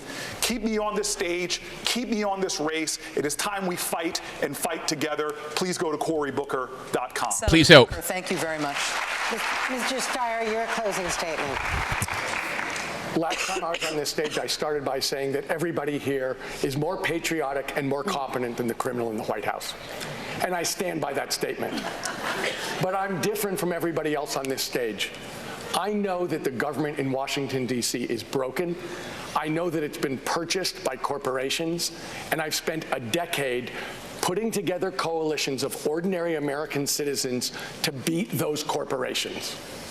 I'm the only one on this stage who's willing to talk about structural change in Washington itself, term limits. That if we're going to make bold changes, we're going to need new and different people in charge. I'm the only person on this stage who spent decades building an international business. Whoever of us is the Democratic nominee is going to have to face Mr. Trump or the Republican and talk about the economy, talk about growth, understand that we can make Mr. Trump what he is, a fraud and a failure on the economy, which is his strong point. I'm the only person on this stage who will say that climate is my first priority, that it's our biggest challenge, but it's our biggest opportunity to recreate this country. If you want to beat Mr. Trump, if you want to break the corporate stranglehold on this government, if you want to pass all of the progressive policies that everyone on this stage wants, I'm the person who can do it. Thank you, Mr. Steyer. I have spent a decade trusting the American. All right, man, you can wrap it up. You don't got on. Come on, man. Time's wasting. Thank you. Congresswoman Gabbard, go ahead. My personal commitment to you, to all of my fellow Americans, is to treat you with respect and compassion, something that we in Hawaii call aloha. Here we go. Every single person deserves to be treated with respect, regardless of race, religion, or gender, or even your politics. Inclusion, unity, respect, aloha, these will be the operating principles for my administration. Now, Dr. Martin Luther King visited Hawaii first back in 1959, where he expressed his appreciation for what we call the aloha spirit. He said, "We look to you for inspiration as a bold example for which you have already succeeded in the areas of racial harmony and racial justice where we are still struggling to achieve in other sections of the country." He later went on to say, "As I looked out at the various faces in various colors mingled together like the waters of the sea, I see only one face, the face of the future." Working side by side, let's defeat the divisiveness of Donald Trump. Come together and usher in a 21st century of racial harmony, of racial justice, peace, inclusion, and true equality. Working side by side, let's make Dr. King's dream our reality. Thank you, Congresswoman. Mr. Yang, your turn. I'm here with my wife, Evelyn, tonight. We have two young boys, Christopher and Damien. How many of you all are parents like us here in the room? So if you're a parent, you've had this thought, maybe you've been afraid to express it, and it is this: Our kids are not all right. They're not all right because we're leaving them a future that is far darker than the lives that we have led as their parents. We are going through the greatest economic transformation in our country's history, the fourth industrial revolution, and it is pushing more and more of our people to the side. We talk as if Donald Trump is the cause of all of our problems. He is not. He is a symptom, and we need to cure the disease. Now, my first move was not to run for President of the United States, because I am not insane. My first move was to go to D.C., talk to our leaders, and say, technology is ripping us apart, immigrants are being scapegoated, our kids are being left behind, and the American dream that my parents came here to find is dying before our eyes. And the people in Washington, D.C. had nothing for this. They don't want to touch it. They don't want to talk about an issue they don't think they have a solution for. I'm not running for president because I've fantasized about being president. I'm running for president because, like many of you here in this room tonight, I'm a parent and a patriot, and I have seen the future that we're leaving for our kids, and it is not something I'm willing to accept. We need to create a new way forward for our people. If you want to join us in rewriting the rules of the 21st century economy, go to yang2020.com and make it so that we can look our kids in the eyes and say to them, and believe it, your country loves you, your country values you, and you will be all right. Thank you, Mr. Yang. Senator Klobuchar. The nation was riveted this week by the testimony in Washington. And one of the people we heard from yesterday was Lieutenant Colonel Vindman. And what he said was this. He spoke to his immigrant father, and he said, in this country, you can tell the truth, and it's going to be fine. It reminded me of Army counsel years and years ago in the McCarthy hearing, someone from Iowa, actually, Mr. Welch, who said, have you no sense of decency, sir? I want us to remember that this election is, yes, an economic check on this president. And I have bold ideas that we can do to go forward as a country to make college more affordable and bring down the cost of health care, yes. But this is also a patriotism check, a value check, a decency check. And when you look at the people that turned out in Kentucky and turned out in Virginia, people turned out that didn't vote in 2016. African Americans are turning out like we didn't see before. But we also, and they must be with us, and we must get our fired up Democratic base with us. But we also, let's get those independents and moderate Republicans who cannot stomach this guy anymore. This is how we build a coalition. So we don't just beat Donald Trump. We bring the U.S. Senate to some sense. We send Mitch McConnell packing. This is how we win. So if you want to join us, and remember that this won't be for me a personal victory, it'll be a national victory of someone that wins in red districts and suburban purple districts and bright blue districts every single time. If you want to join us, and if you believe that our work doesn't end on Election Day but begins on Inauguration Day, join us. AmyKlobuchar.com. Senator Klobuchar, thank you. Senator Harris. So we're in a fight. This is a fight for our rule of law, for our democracy, and for our system of justice. And it's a fight we need to win. And to fight this fight, I believe we have to have the ability to not only have a nominee who can go toe-to-toe with Donald Trump, and I have taken on Jeff Sessions, I have taken on Bill Barr, I have taken on Brett Kavanaugh.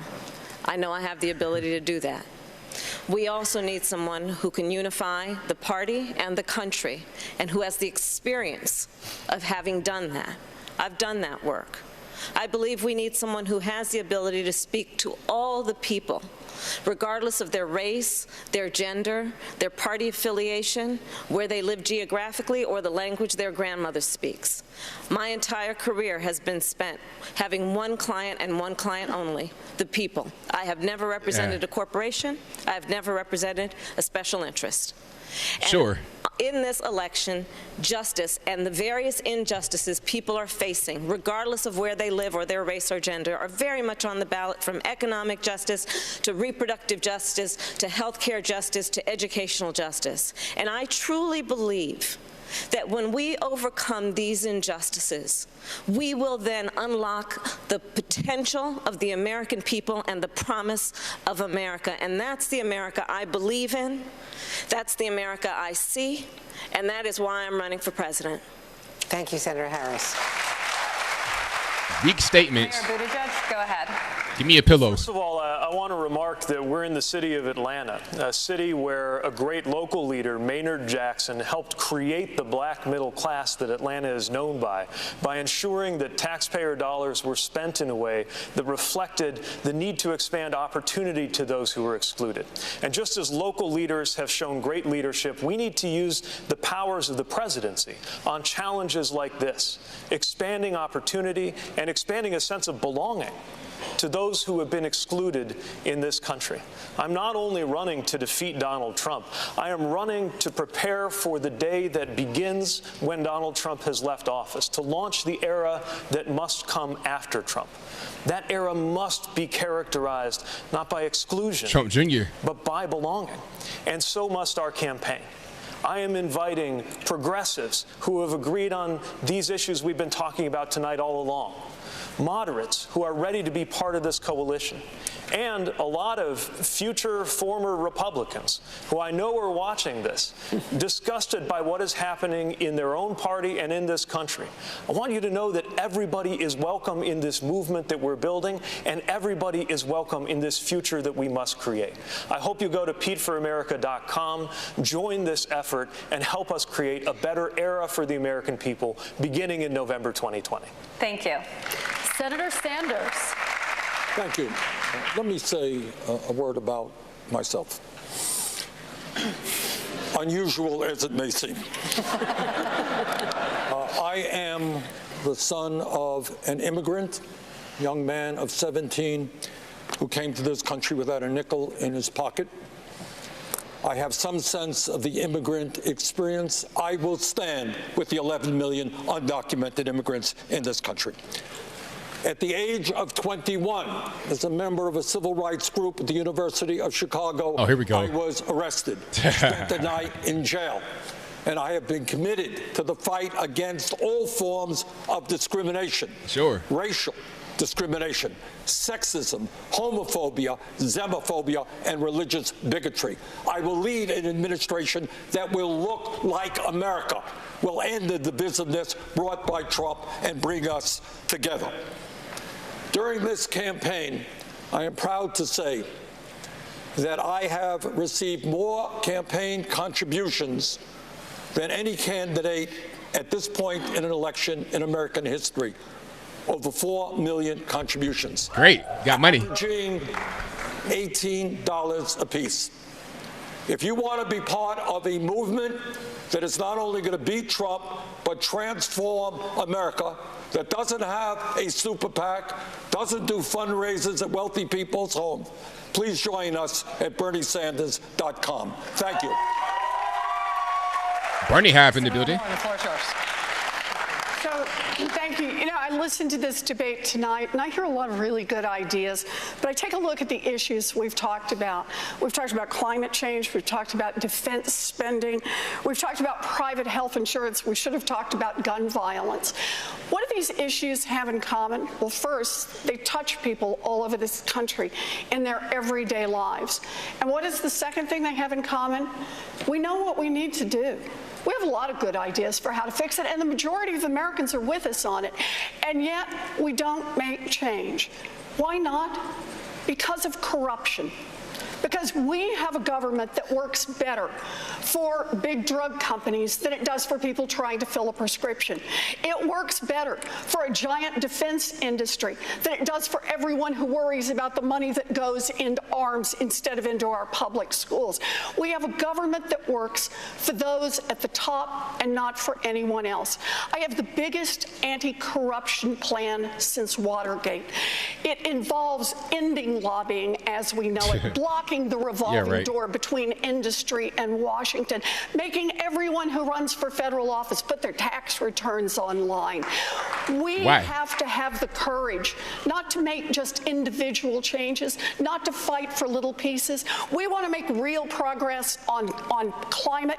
Then we have to start by attacking the corruption that gives the oil industry and other fossil fuel industries a stranglehold over this country. I am so grateful to be here, and I am grateful to an America that gave the daughter of a janitor a chance to become a public school teacher, a chance to become a college professor, a chance to become a United States Senator, and a chance to become a candidate for President of the United States. Thank you. Vice President Biden, your closing statement. I assume when we're talking about the corruption of the federal government, we weren't talking about Barack Obama and his spotless administration. He made so much progress. But one thing we haven't talked about here today, we talked about everything. We haven't talked about the one thing I think is most consequential. You know, the American people have an enormous opportunity. There's incredible. I've never been more optimistic about our prospects in my entire career, and I got elected as a 29-year-old kid to the United States Senate. Folks, we are in a position where we're the wealthiest nation in the world. Our workers are more productive than workers around the world, 3 times as productive as workers in Asia. We have more great research universities that the people own than all the rest of the world combined. We're in a position where we've led not by the example of our power, but by the power of our example. I'm so tired of everybody walking around like, woe is me, what are we going to do? Let's remember, this is the United States of America. There has never, ever, ever been a time when we've set our mind to do something, we've been unable to do it. Never, never, never. So it's time to remember who are. Get up. Let's take back this country and lead the world again. It's within our power to do it. Get up and take it back. Vice President. Little energy. Okay, Joe. Trying to be crunk. Let me take this opportunity to thank all of the candidates for a spirited and excellent debate. Well, I want to thank all of you, and I want to tell you that on MSNBC tonight, my colleaague Brian Williams is going to pick up our coverage in just a moment. I also, before we go, want to thank everybody here in the audience. I want to thank the city of Atlanta, and from all of us here at the dais, thank you so much for watching. Good night. So, nice little shot of everybody, and that's going to wrap it up. I got super chats to read, and then I give my closing statements. Matter of fact, hold on. That debate, oh my goodness, that was rough, but I did it for y'all. That was rough to get through, honestly. That was that was terrible. That was really rough to get through, and they're gonna do another one in December. Why? What is the purpose? Hopefully, it's less people. Maybe it can go down to like 5 people. That was really nothing new was said there. Joe tried to get a little bit of energy at the end. Pocahontas didn't really separate herself. A little bit of a catfight between Kamala Harris and Tulsi Gabbard. Kamala Harris tried to come off as a black woman again, but it didn't really work. It was weird. It's talking about climate change. They're big on like foreign intervention, foreign war. Even Tulsi Gabbard said that she was against Donald Trump removing his troops from Syria when he did that a few weeks ago. So not really sure she is a proponent of being anti-war either, but that's a different story. So thank you all for joining. I got super chats to read, and then I'll wrap it on up, put a nice bow on the top. Thank you to all the people who have joined the channel through memberships. I appreciate you. Thank you to the PayPal donators. I appreciate you as well. And shout out to the super chats. We have Stacy Felice who says, thank you, ABL. This was great. And thank you for joining, and thank you for your donation. I definitely appreciate you. Thank you to Simply D who says, love your channel. Thanks for your work. Well, thank you for your donation. I most certainly appreciate you and for your kind words. Shout out to my man, G. Carjala, who says, thanks, ABL. I need liver transplant because of Tulsi's regime change drink game. And I like her candor. And there's an L etched on my forehead now. These people. Thank you for that, man. Definitely appreciate you. Shout out to Conslayer who says Tulsi 2024. I don't know about that one, sir, man, but thank you for that. I definitely appreciate you. Thank you to Max Abramson who says, thank you, ABL, for hosting this. Hey, no problem. Thank you for your donation. Shout out to Daniel Nordine who says, you're welcome, ABL, because I said, Thank you for joining. I appreciate you for that as well. Thank you to Pilot Grove, who says, I am black adjacent, hilarious. Thank you for your donation. Shout out to Made in Texas, who says, he black. Thank you for your donation. Shout out to Kelly R, who says, cool. Here is the last one they let me have then. Oh, it might have been free super chats from YouTube. And she asked before that, does super chat money go to you or YouTube? Yeah, YouTube takes 30%. But thank you for your donation. I definitely appreciate you. Shout out to Godspeed, who says Elizabeth Warren has lied about every other story, but I'm sure that the story she told is true. Exactly. I'm Native American, but I'm really 124th Native American. There's all kind of lies that have been said, but thank you for your donation. I definitely appreciate you. Also about being fired because she was pregnant. Another lie, but thank you for that. Thank you to Jester Hutchins for your donation. I appreciate you. Thank you to Kelly R, who says, I take that back. Any of them win, we're screwed. Exactly. Thank you to Jester Hutchins again for your donation.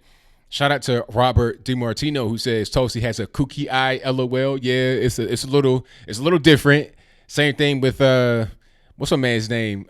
Cory Booker. Eyes big as dinner plates. But thank you for your donation. Shout out to Robert DiMartino, who says ABL for president. Hey, I appreciate you for that. Very kind words and your donation.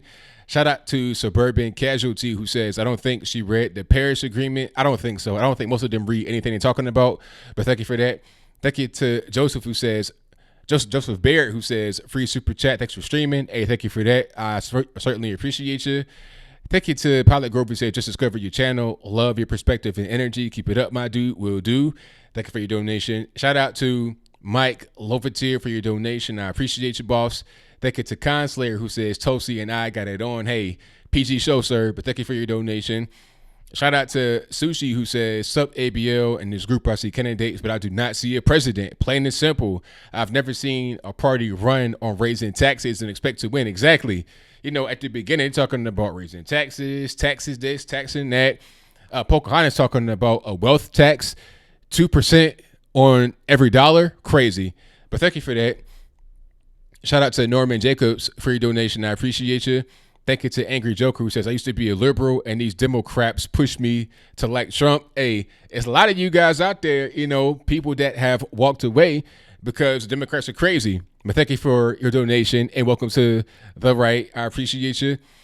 Shout out to Matthew, who says, for people who D kids to get away with it. I'm not really sure what that means. But thank you for your donation. Shout out to Terry, who said, thanks for streaming ABL. Ain't no problem. Shout out to Stacy Felice, who says, we'll laugh when the demented Democrats talk about Ukrainian corruption involving Trump with Joe Biden standing there on a stage. They should congratulate him on being a grandfather. Exactly.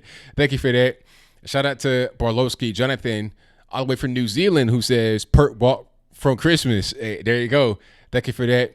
And I think that is everybody who super chatted. And I said the rest of them earlier in the stream. Oh, I got two more that just came across when I was reading this list here. Thank you to, Stacey Felice, who said, thank you, ABL, this was great. And thank you to Christina Little John, who said, thanks for streaming. I didn't have to give MSNBC a view. Well, thank you for watching it over here. I most certainly appreciate you. And that will be a wrap for me. Shout out to Mike for the emoji super chat. But that'll be a wrap for me. Thank y'all for joining. I normally do a call-in show Wednesday and Saturday, but today you had a debate. Saturday, I'll be back with a call-in show, same time, same place, 8 p.m. Eastern to 11 p.m. Eastern. Call-in show, I'll do calls like from 9 to 11 p.m. From 8 to 9, it's just me usually just talking about a few different things that's going on. And if you are not subscribed to the channel yet, I don't know what you're waiting on. Go ahead and subscribe right now. And before you leave, hit the like button if you've not done that already. Also, share the video wherever you can, on a friend's Facebook page, Instagram, direct message, email, snail mail, however you can share it. Please share it. I'd appreciate it. And thank you to Digital Foxhound, who says thanks. Well, thank you for your donation. I most certainly appreciate you. And that is all I got. Thank y'all again for being here. I'll probably put out a more condensed version of this, like my thoughts tomorrow, to let you know what a quick summary was of the debate and also my thoughts of what happened. But that'll be it. Who gets the win for tonight? That's a good question, Dixieland Outlaws. Who gets to win? Aside from Trump, obviously. That's a good question. I really don't know. That's a hard one, honestly. I can't really call it. Nobody really stood out to me, honestly. Before I leave, who do you guys think won the debate? Because I can't really put a finger on it. I would say Pocahontas, I guess, because she was a front runner and she did not slip at all. So I don't really see anybody else that did well. I just don't really get it. Joe Biden looked bad, but not as bad. I don't know. I can't really tell. I don't know who won. Y'all let me know who won the debate, because I have no idea. None. Yang did better than Tulsi. You guys think Tulsi won? No one won?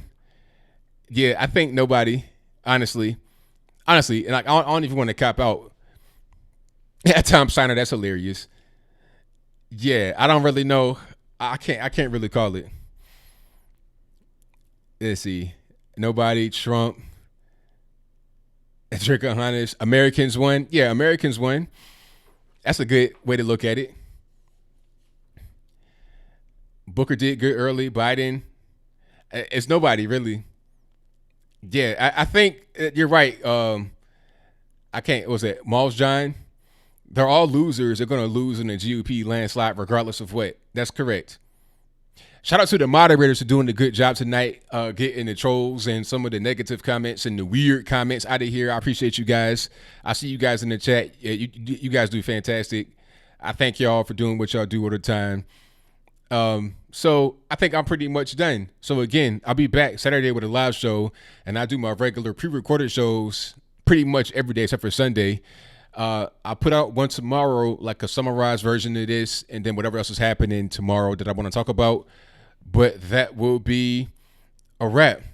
So until next time, y'all be safe. I'm out, and peace.